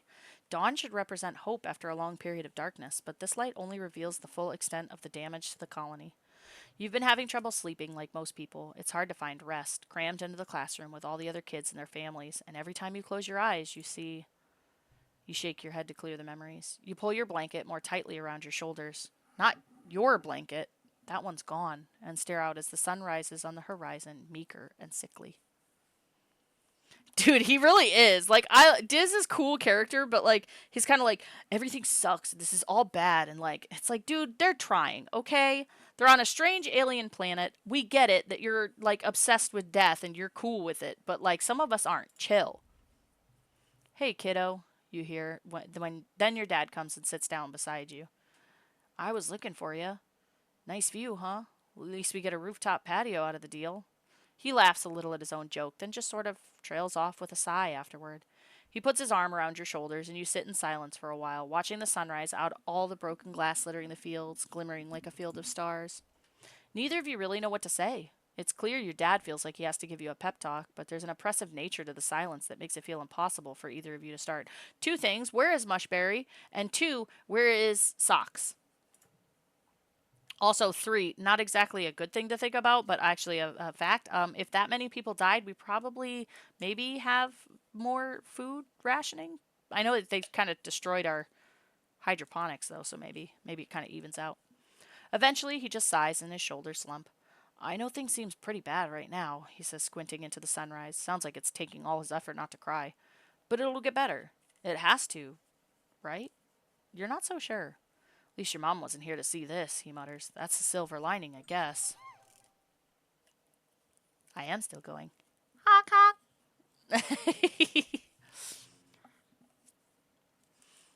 You watch the sunrise together for a few more minutes. After a bit, your dad musters up a brave smile and pulls out a little box tied with a piece of gardening twine. Happy birthday, my little rutabaga, he says. It's a sun medallion. Holy shit, +5 to challenges. You know what it is before you open it. Your old medallion, the one your dad made with the sun on it to represent Earth, was broken during the attack. In all the chaos, you didn't even notice, but your dad did, and made you a new one. It's just like you remembered. A similar design with a wormhole this time to represent Vertumna. You thank him and squint out at the swirling wormhole, still barely visible in the brightening sky. It's so massive and awe inspiring this time of year, but it always seems to herald disaster. You're happy to watch it fade away into the daylight. Your dad slaps you on the back. What a birthday, huh? Here's hoping they all get better from here. You both head back downstairs to the wreckage of the canteen, where they've put up a temporary roofing with whatever tarps and scraps could be found. The colony nanoprinters, the few that still run, have been working day and night to replace the necessities of life, but larger construction projects are going to take some time. Aunt Anne has coaxed the kitchen nanoprinters into making soy gruel and pressed bars. Life sustaining, but depressing. You and the other colonists eat your breakfast in stony silence as you mentally prepare for the day. Yeah, for real. Chief Administrator Seek has taken over as interim governor until the council can elect someone new. Last week, they held a mass funeral for everyone who died. There's talk of turning the Stratospheric's destroyed front half into a memorial shrine after everything useful has been salvaged. There's still so much to do.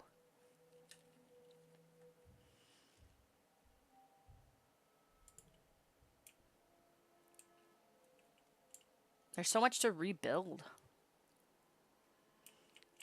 Can't do much. I guess. Can we even go out and forage?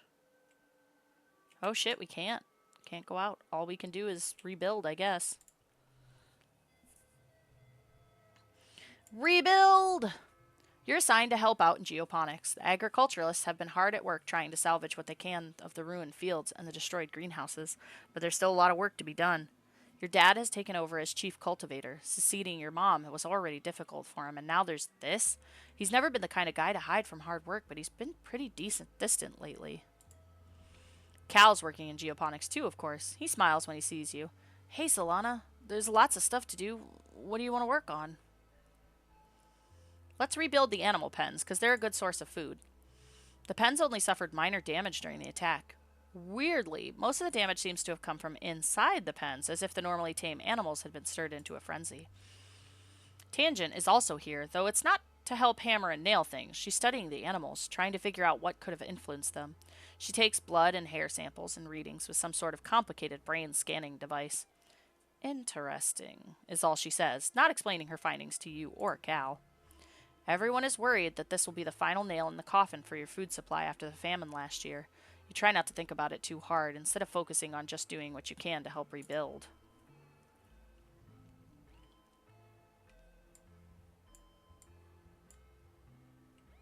Good old Cal.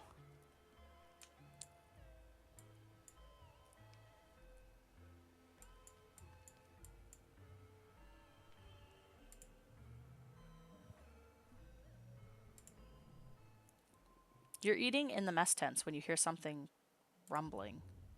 Your bowl and cutlery start rattling. People look around in alarm. Could it be another attack? So soon? You begin to hear shouting from outside. Someone runs into the tent. There's something falling from the sky, they shout. It's on fire! Oh shit, is that it? Or is that a moon?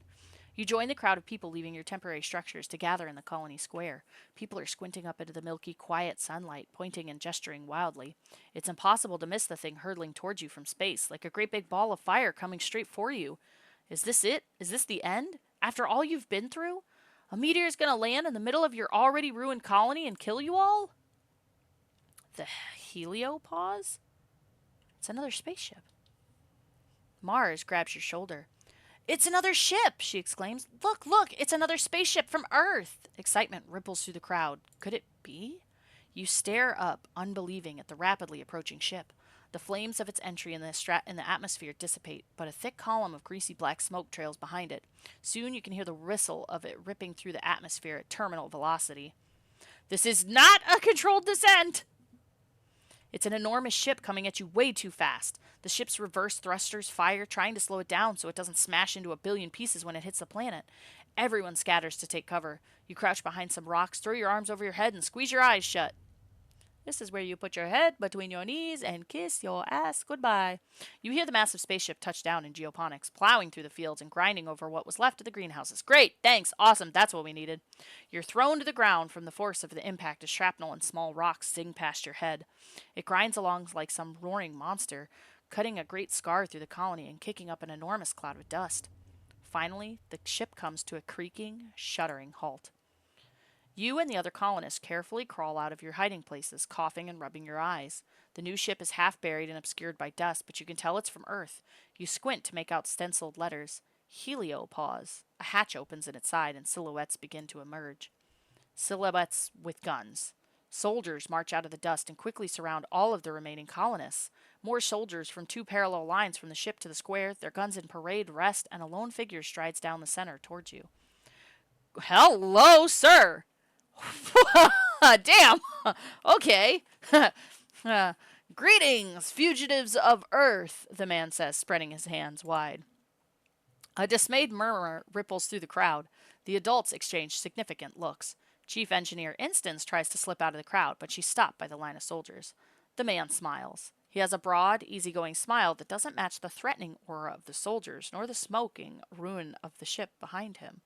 I am Commander Lum, he says proudly. As captain of the Heliopause, I have come to render aid and bring you to justice. Huh? I'm going to try to sneak away.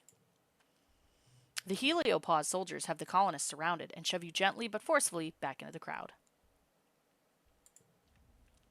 Seek steps forward out of the crowd. You're not the commander of the Heliopause, they say firmly. Governor Udicott was expecting Commander Morikawa. Everyone is surprised. Udicott had been in communication with the ship? For how long?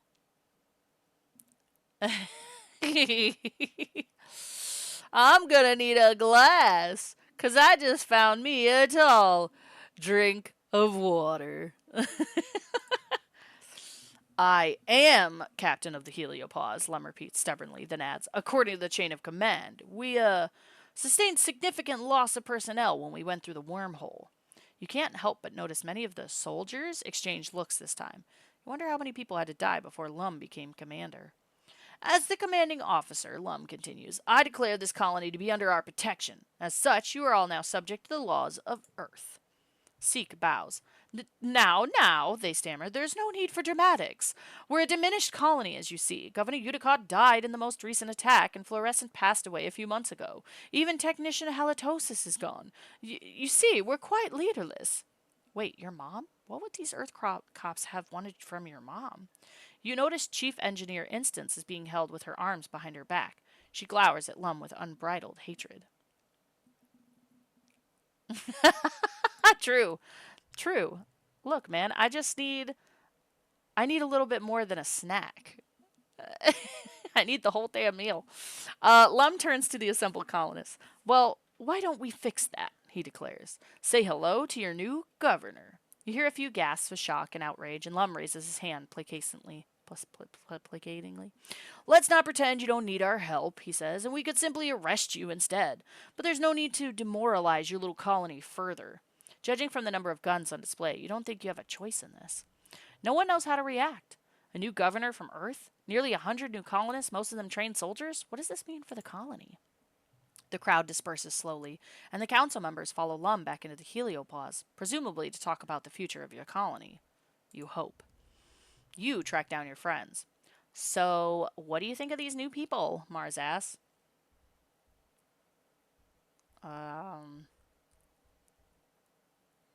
I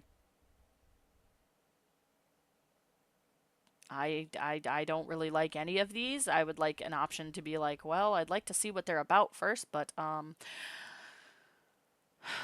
they're just gonna boss us around. Tangent nods. They don't live here. They don't know what it's like, and they're just going to swoop in and act like they're better than us. She hugs her arms around herself. Did you see what they were doing to Instance? The entire colony, now twice as many of you, sets to work on salvaging the wreckage of the heliopause, tearing it down and combining it with the Stratospheric's remaining engine section. Spirits are high, though these new colonists from the heliopause aren't like any people you've ever met before. With their uniforms and weapons, they're more like an invading force than a rescue. You aren't sure what this means for the colony, or for your future.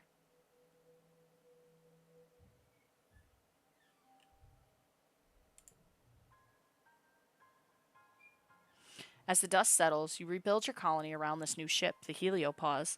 The new arrivals, soldiers mainly, are aloof at first. Many see you as fugitives.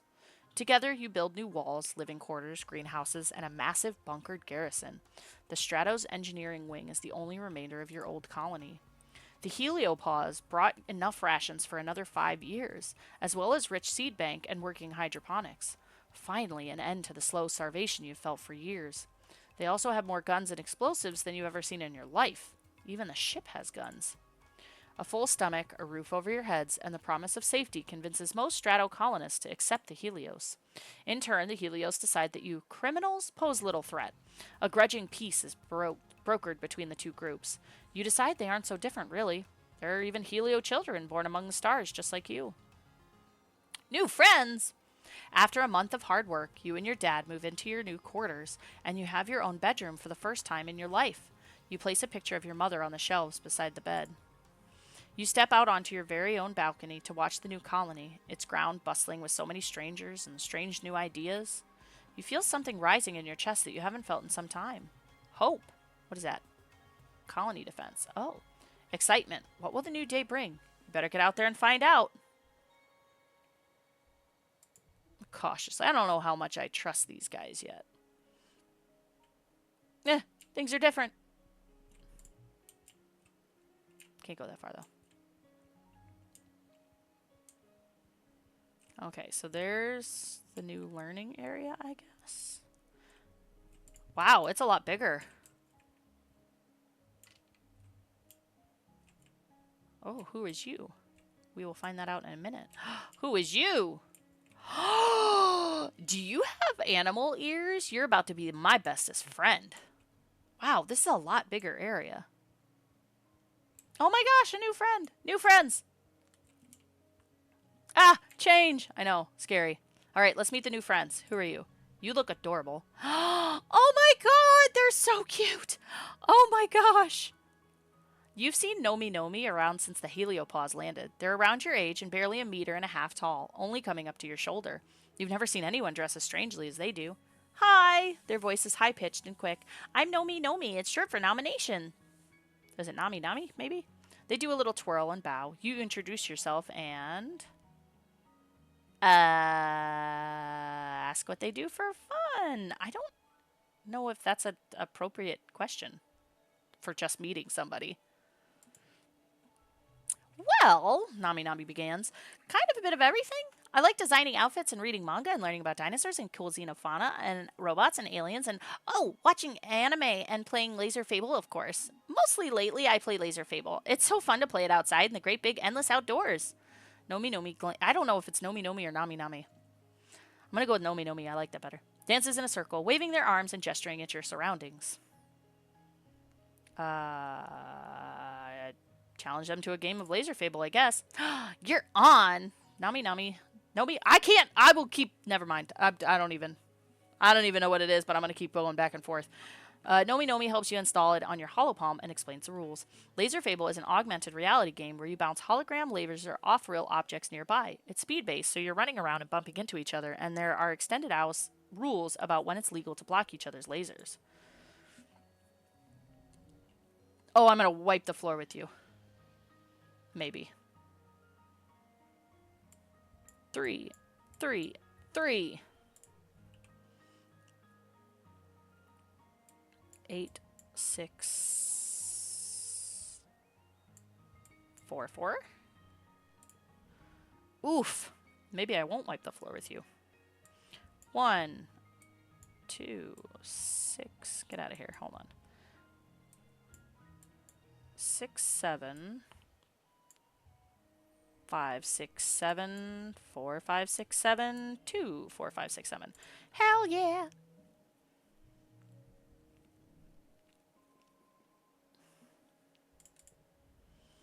Right on, friendo! Nomi gives you a high five with them with a couple of quick flicks on their gauntlet, gives you a kudos for winning. They explain this is how they always play Laser Fable with the kids from Heliosphere. Except they mostly don't want to play anymore. They say they're too old for it. They just want to be soldiers now, except Rex. He's still cool. Oh no, don't make friends with Mars. She's kind of a dick. The colony's full of new people. Everywhere you look, you see a stranger. It's disorientating. After growing up in a closed spaceship, you never expected to meet any other humans that weren't made here on Vertumna. I love you. I love your, oh my gosh. So cute. You bump straight into one of these new people while you're jogging through the colony. Oof. He laughs and holds you steady, brushing the imaginary dust off of you and giving you a wide, fanged smile. Hey, it's one of the kids from the Heliosphere. You think his name is Rex? Hi. Hello. Wow. Yeah, wow. Smooth, Solana. Real smooth. He cocks his head at you, smiling. Hi, he says gently. My name's Rex. You managed to get a hello? You aren't quite sure why he's having such an effect on your ability to speak or even think, but he doesn't mind. You notice he's wiggling his dog ears. They can really move independently. Rex, we can flirt with him immediately. Rex puts his hand against his cheek, looking cute and lost. Hey, since I'm near here, do you think you could help me find the construction yard? I thought I might apply for a job there. But I really wanted to romance Cal, but Cal has no interest in me so far, because I haven't gotten one of these to flirt with him. I don't want to flirt with him. I just met him. Okay, I'm going to flirt with him because I just met him. Whatever. He's cute. For you, anything. His eyes widen as you wink suggestively, and he grins, wiggling his ears and lolling out his tongue like a dog. So adorable. I might just take you up on that, he says. You tell him everything is a bit changed since the heliopause landed, but you think the construction yard is still near command. He thanks you for the directions. I'm a sucker for like, animal ears. I mean, I have them, so. This new boy from the Heliosphere is a couple years older than you. He's very handsome, and the missing arm gives him a heroic, battle-scarred vibe. He stands tall and ready for action even though it's a normal, boring day. The other recruits milling around the garrison give him a wide, respectful berth. He sees you staring and gives you a curt nod. My name's Vase, Lieutenant Olivatius, he says, considering you with a glint of challenge in his eye. And you are... I'm a hard worker. I'm an explorer. That's better. I'm an explorer. Everyone wants to flirt with him. It's fine. Okay, good. I see why, though. His expression doesn't change. Is that right? He says, with the air of a boy who's hard to impress. Nice to meet you, Solana. I hear it's been a rough couple of years for the colony. Lucky thing our heliopause came along just in time, he continues. Don't worry, we have some of our best soldiers. The very best. We'll keep you the colony safe. Are you one of the best soldiers? We train as a team, but... Vase then clears his throat. Yes, I've won more than my share of zero-G judo matches and virtual rivalry tournaments. Even competing against adults, he adds. It just reminds me, I bet I could take you in a fight, right? In a fight, right?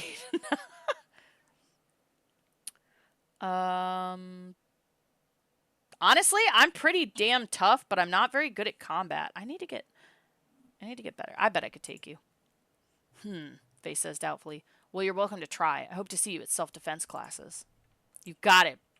I'm ready to kick your ass. How you doing, Diz? Takes a long time to find Diz today. When you do, he's hiding in the bed of one of the transports used by expeditions. Don't make me go home, he says, pulling the dust tarp down over himself. It's so crowded I can't hear myself think. Stop putting on a scary face. Value is wild? No. Absolutely not. It's my dad! Hi, Dad!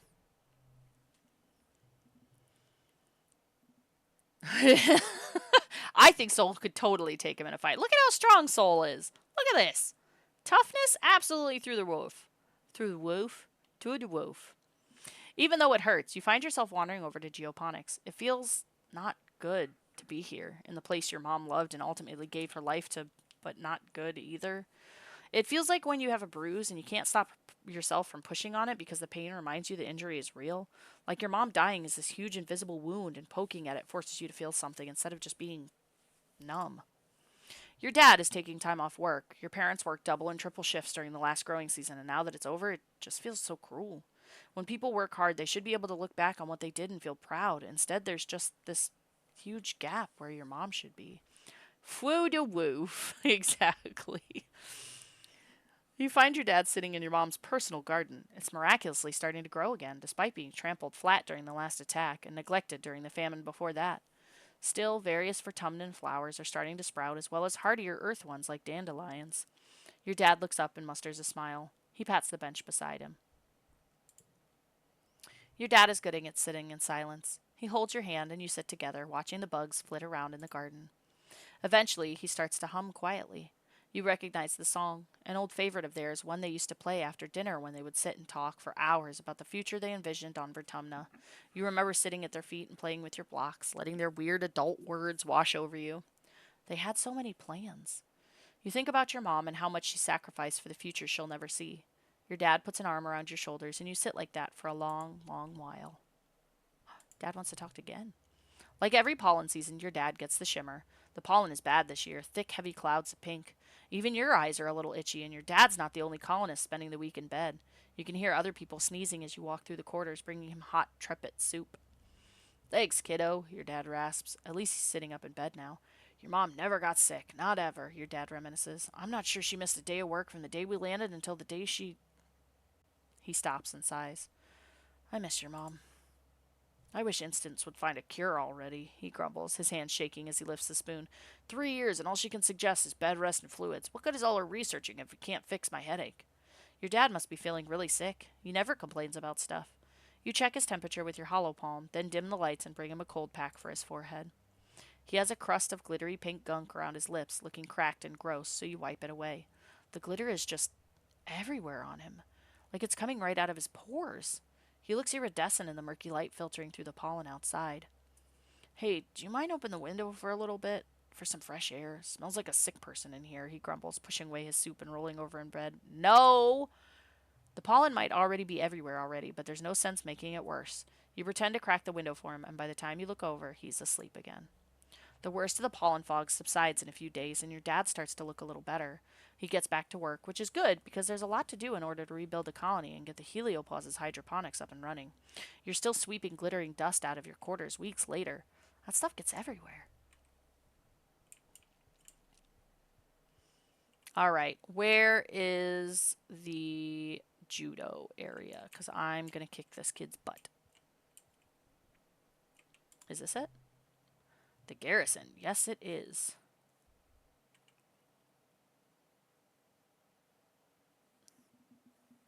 The Helios have replaced the old garrison dojo with a huge underground bunker. It's much larger and better supplied and abuzz with activity. Soldiers drilling, weapons being cleaned and inventoried, and animals herded into cages for study. You can't believe how many soldiers are down here. Must be the safest place on the planet. Defense training! You've heard Security Chief Rhett is on the lookout for lookouts. That is, for kids to chill out on top of the walls all afternoon and count Cinos. Sounds way better than going to class. He gives you a once-over, eyes narrowed. All right, he says. Look over there at the end of the field. What does that sign say? You can read the sign easily. It says, if you can read this, your eyesight is 20/20. Huh, what a weird sign. What does that mean? Rhett nods in approval. Good, you passed. Come back next month and I'll put you on the roster. Defense training!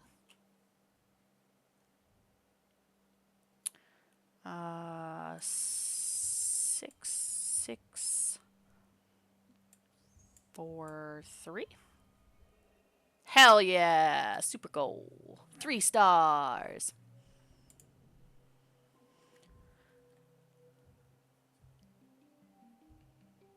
Are we 15 now, right?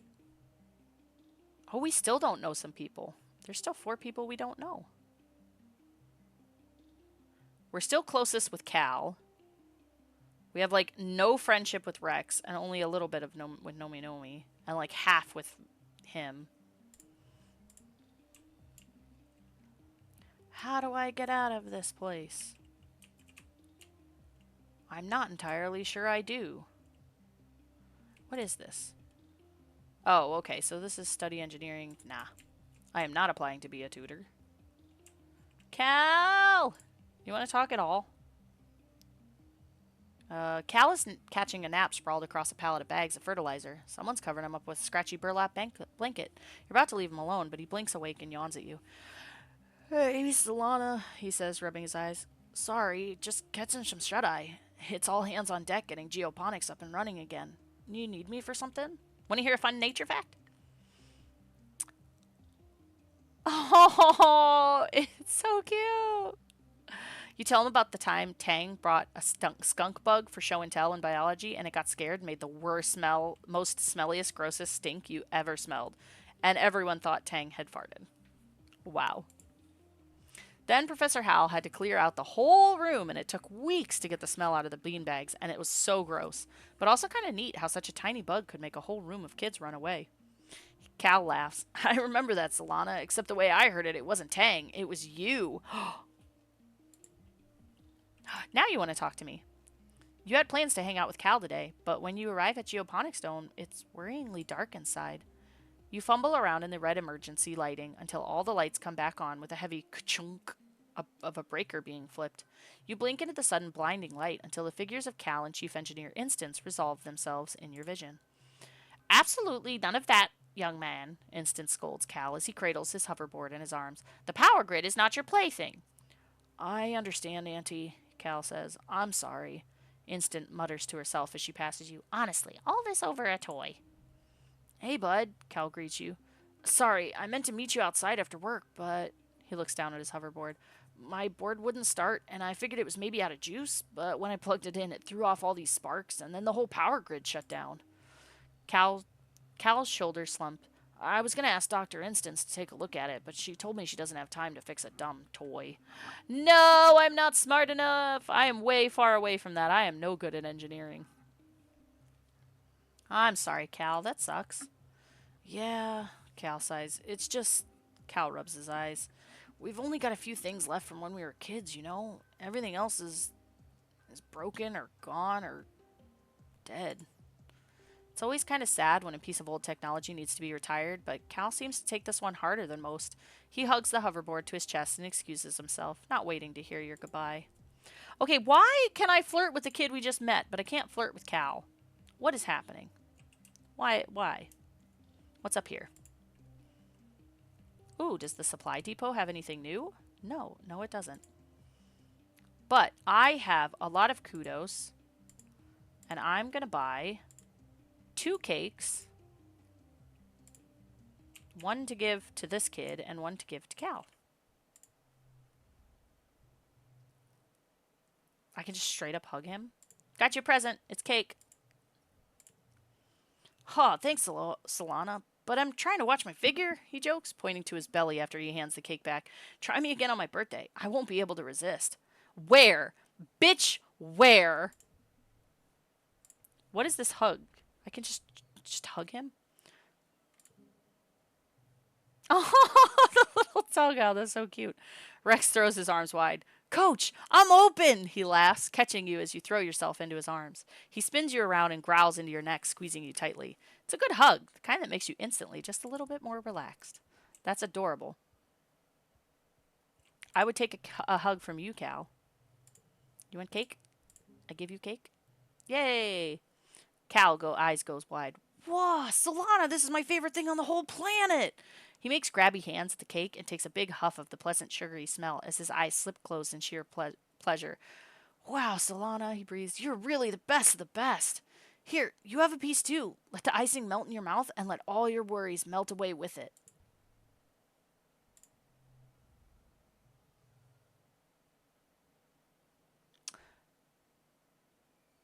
Dang. I don't think Cal likes me the way I like him. Alright, nobody else wants to talk. I am going over here. Because I don't know how to get out. Oh, hey, an egg. Because I don't know how to get out of this place. I don't see a front door. And generally, I would assume Diz is near the front door. Aha! Diz is near the front door. Forage.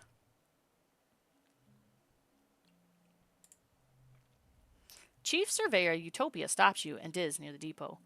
Feel that? She asks. You can feel kind of an ominous distant thumping pulsing regularly through the ground. If you stand still, you can feel it vibrate up into your own body too, like a massive global pulse. Utopia says, checking a readout on her holopalm. I reckon it's naturally occurring, she concludes, but it's giving me the willies all the same. You two better check it out. Mind you stick together and take readings on the way in case it's dangerous. You and Diz look at each other, excited. You follow the thumping now, an audible noise growing louder, west, until you've roughly triangulated its location. You know you're getting close to it, but it sounds like it's coming from all around you, and your instruments aren't precise enough to help. Follow the sound. I'm perceptive. Let's see. Let's save that one for later.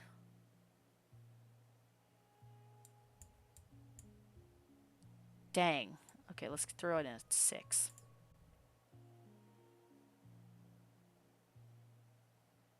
Oh, dang it.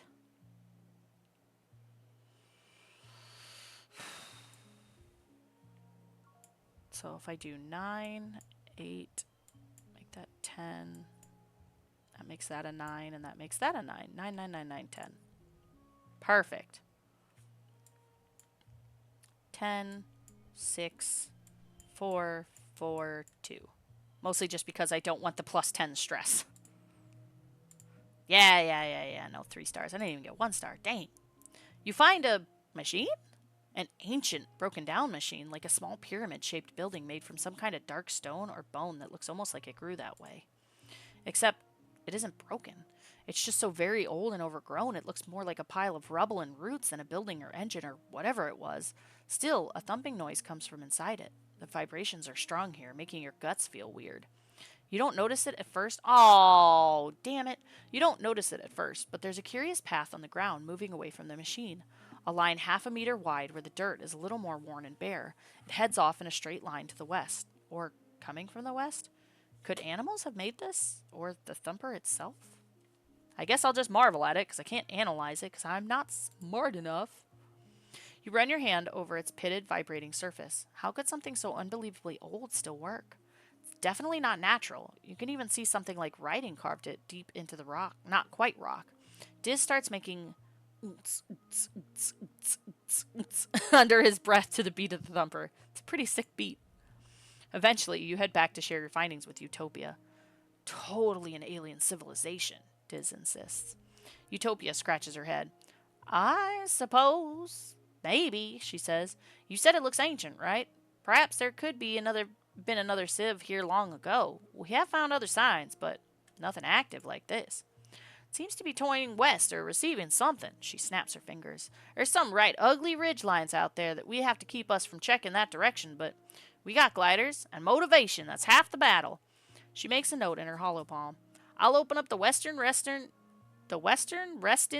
ridges for surveyors, she says, then grins. Whew, say that 3 times fast. Yeah, for real. We'll have to stick together out there. Diz looks at you curiously. Sure, if you're scared, he says. I'm not scared, it's just safe, dingus.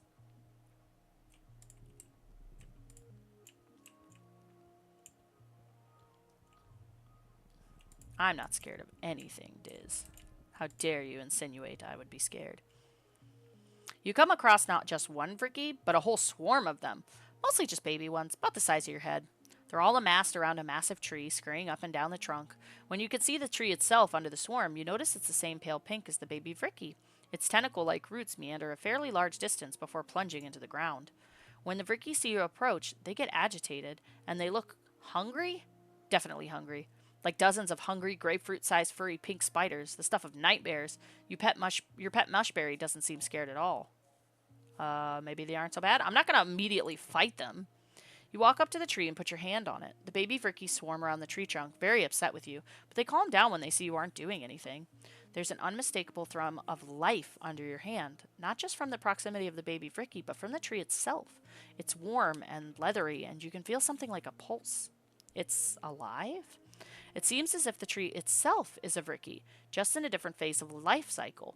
Does that mean the little clusters of fruit in its branches are Vrickie eggs? Or maybe cocoons? There's so much you don't know, but you do know that this nursery tree is a special place. There's nothing to forage there, though.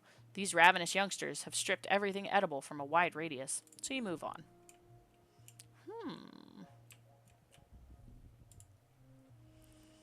A bristlebrug! Catch it. 2, 2. 3, 3, 2. Wait.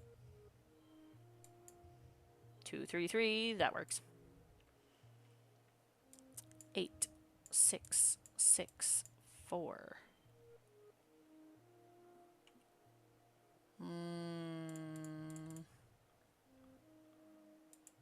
Keep between rounds. 3, 4, 5, 6.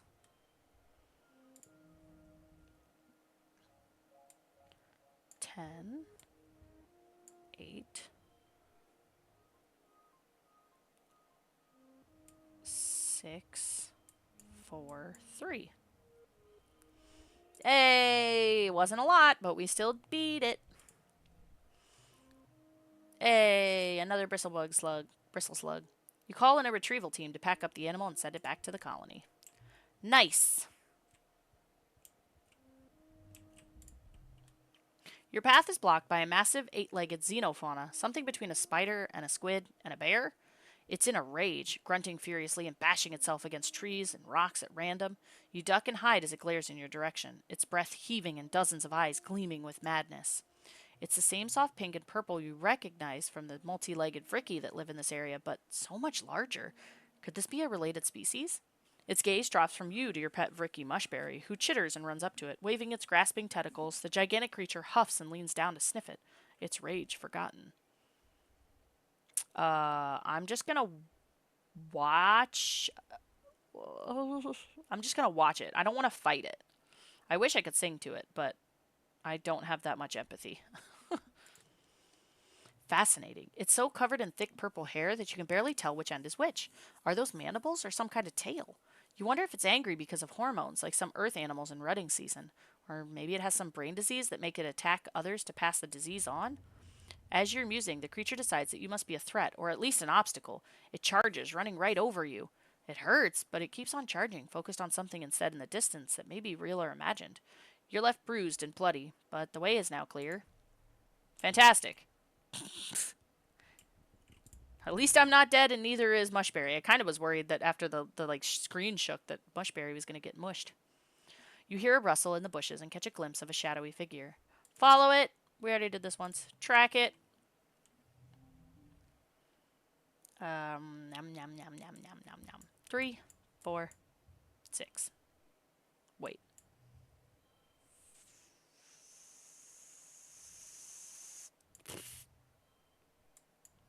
Dang. All right, we'll just do 3, 4, 4. 7, 8, 9, 8. 7, 8, 9, 5, I guess. 15. 6, 6, 6, 4. Sure, why not? You're looking for a person. Oh, yeah, we already did that one, so it's okay. Keep going. Oh, hey, it's this thing. Let's not pull its things this time. Note its location and move on. Go home. We're too tired to continue.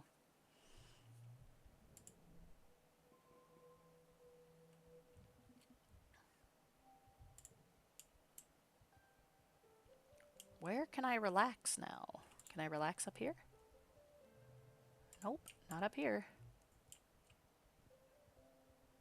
I know I need some time off. I'm looking.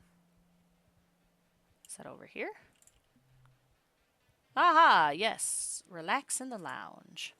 The old lounge is toast. What was left over from the attack last glow was destroyed in the crash. The new lounge just isn't the same. You miss the bean bags and the walls covered with art you scrawled as kids.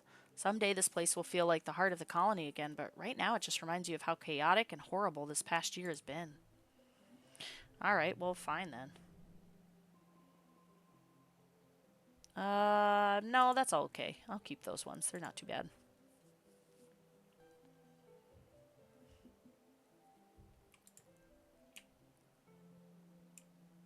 Nobody wants to talk? Nobody wants to talk? There's an anemone. There's Tang. You? Nope. Nope. Oh, where's Diz? Oh, my dad wants to talk.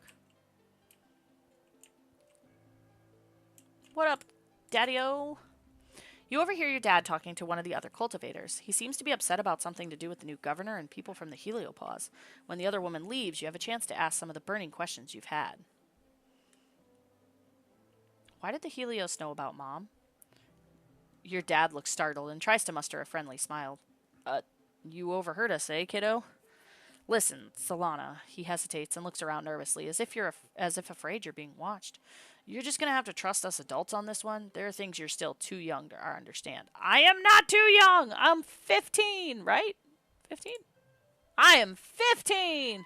Ah! Exactly. I thought the same about myself once, your dad says gravely. I was wrong. The Helios came here just like us, looking for a better life, he tells you. Some of them had other reasons too, but now that they're here, we have to learn how to work together. When your mother and I were young, on Earth, we learned a hard lesson. He gives a grim smile. We learned a lot of hard lessons. One was that it's safer to be led by one dangerous person than to be attacked by an army of them. He lets that sink in. Another was that sometimes when adults tell you not to worry, you should listen to them. Go on, enjoy your youth, he gestures toward the Heliopause. Go get to know some of those new kids. I'm sure you'll find they're a lot like you. Before you can say another word, your dad is called back to work. There's still so much to be done to rebuild the farms and geoponics greenhouses, and you can see people from the Helio helping him. Maybe they aren't all that bad.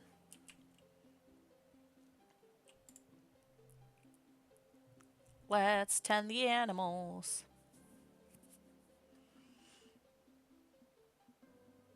Oh, be careful! Obey all traffic laws, pay attention to the road, be safe. You're pulling weeds in the garden when you hear raised voices coming from the barn. Sock's barn. What's wrong?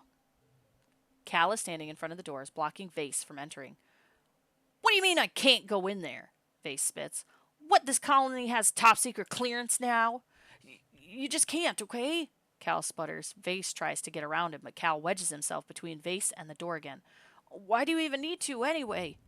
Vase shoves Cal hard. I'm on patrol, nullhead. I don't give a shit what's in the barn, but all of a sudden I care a lot about why you don't want me in there. Cal shoots you a look of pure fear.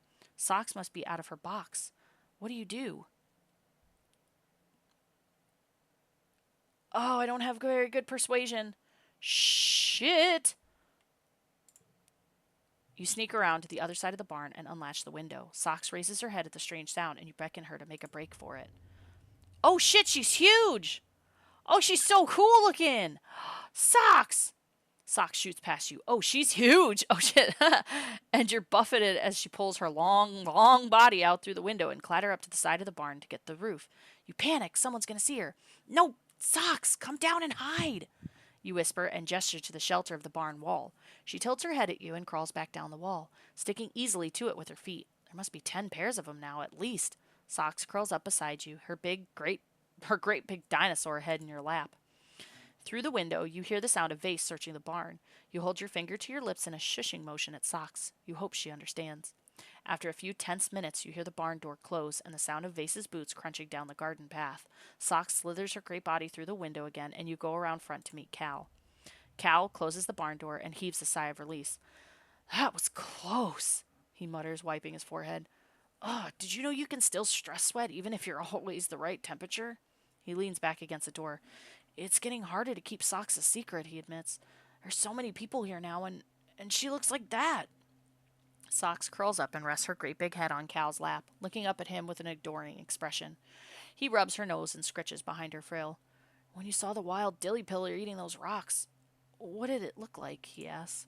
You tell Cal that you remember of the great beast, that even from a distance you could tell it was at least as long as the whole colony wall, that it ate boulders like soy sweets. Back when Socks was a baby caterpillar, you almost didn't recognize them as the same species, but looking at her now, you know that she's got the blood of dragons in her. Cal bites his lip. I was afraid you'd say that, he says softly. What are we gonna do? Let her go! I know you love her, and so do we, but you can't keep her. I'm sorry.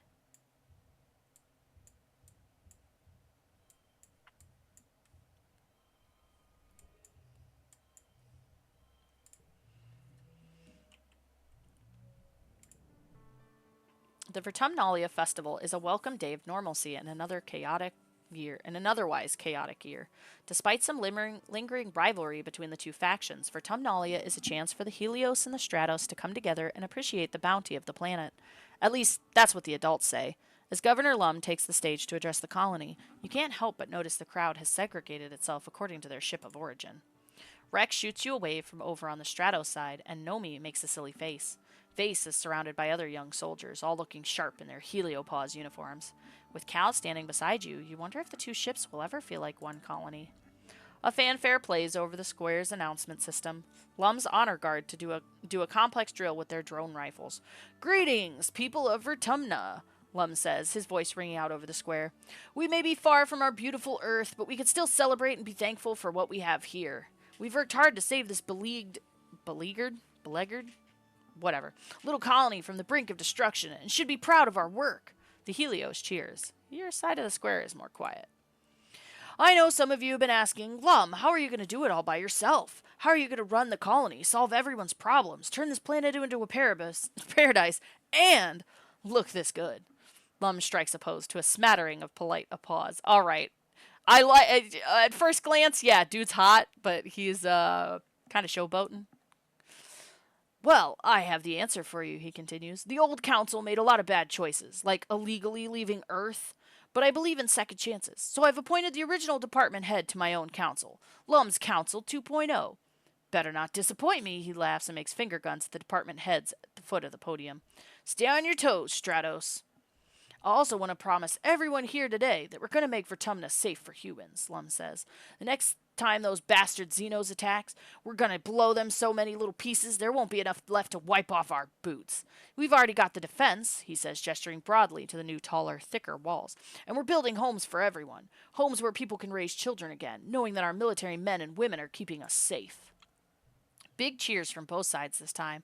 Some of the colonists around you even have tears in their eyes, especially those who lost family in the last attack. Zlum goes on for a while, lionizing the Heliopause's military strength and casting subtle digs at your failed colony experiment.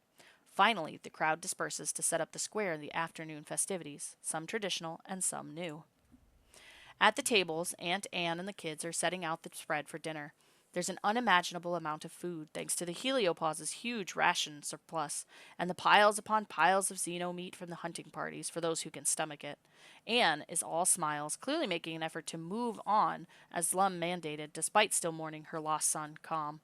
But not even the festive atmosphere can force a smile onto Nem's face. I miss my mom just like you miss Calm. Cal hauls a massive tureen of stew onto the table.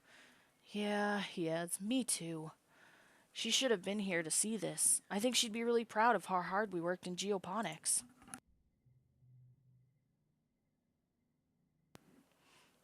The chime sounds to announce that the square is set up for the annual competitions. What do you choose this year? Xeno wrangling is pretty much the only thing I have going for me. Without Calm to run the obstacle course, the physical competition has been replaced with a float cow rodeo. The bulls have had their air bladders emptied and weights attached to their grasshopper legs, keeping them low enough to wrangle. Nem joins the rodeo along with Vase. She fiercely dedicates her participation to Calm's memory. This is cruel, Cal shouts from the sidelines. Float cows are friends, not foes. He throws a ripe potato at the participants. Ow. It lands at your feet, but all three of you are splattered with juice. Vance takes a few steps towards Cal with his fist raised, but Cal disappears into the crowd. I kind of should have figured that Cal was not going to be okay with this. I didn't know it was going to be like a rodeo. So we'll do a 4, 9.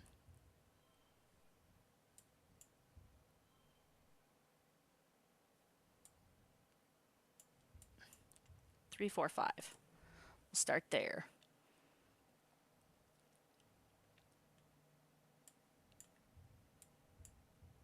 8, 10. 7, 8. 8, 10, 4, 2. Oof.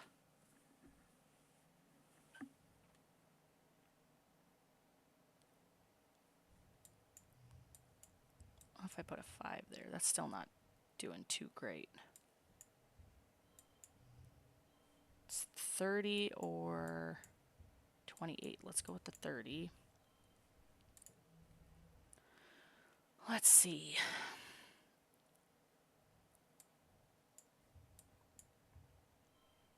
9, 9. 4, 4, 4. Hell yeah! Take that, Vase! I win. Anemone fights hard, but you're the champ. You get a lasso around the ornery bull's neck, then haul yourself up onto its woolly back. Its powerful grasshopper legs bounce you around the ring, but you manage to hold on and wrestle it down to the dirt. The crowd cheers so loud you can barely hear the float cow bleeding in discomfort. Oh, that's sad. I'm sorry I did that. Yee-haw! Chief Surveyor Utopia cheers from the stands. Nem looks disappointed. Vase looks angry. Your performance has definitely put you on his radar as competition. Hell yeah, I am. Screw you, Vase. After the festivities, the mood in the colony is a lot lighter. You see people smiling easier and often see mixed groups of Helios and Stratos socializing together. Feels like the first time people have actually let themselves relax. Don't be mad at me, Cal.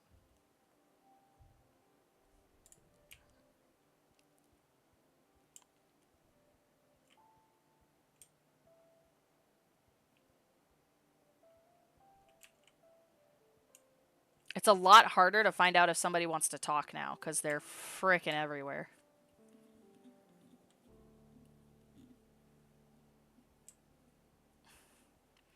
Alright, let's help out with the animals again. I really do like doing the animal tending.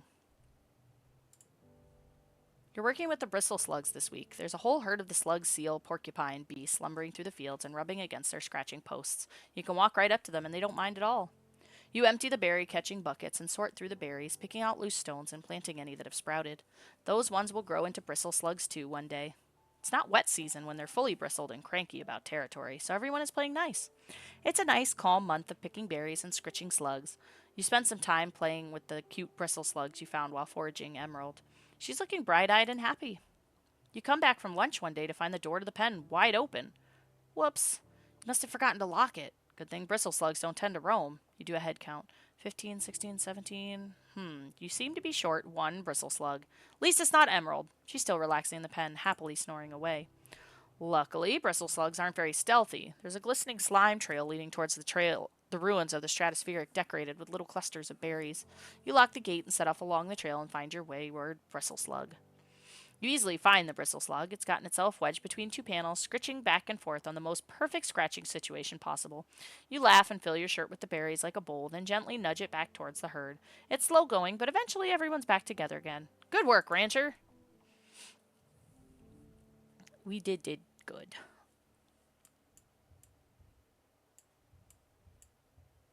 Four, 4, 4. Lots of 4s.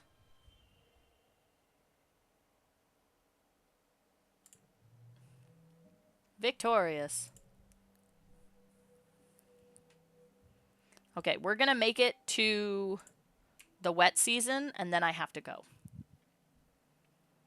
Upgrade pet cards via relaxing in the park. Nice. Alright, we're going to tend the animals one more time. You check the tethers for the float cow that aren't producing milk. Without all that liquid they used as a ballast, they're basically big blue orbs of helium. In the wild, unmated float cows would soar through the air out of reach of many predators. It's funny to see them struggle to come down for breakfast, happily squeezing out great big helium farts so that they can get down to the troughs.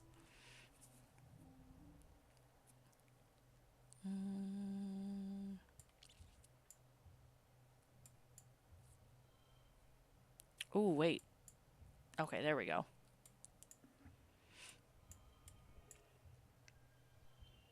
Super win! But only 1 star, but that's okay. Alright, we've made it to early wet. Anybody want to talk before I log? Anybody, anybody, anybody. Nobody, nobody. I haven't seen Diz in a little while. I wonder if they're going to make friends.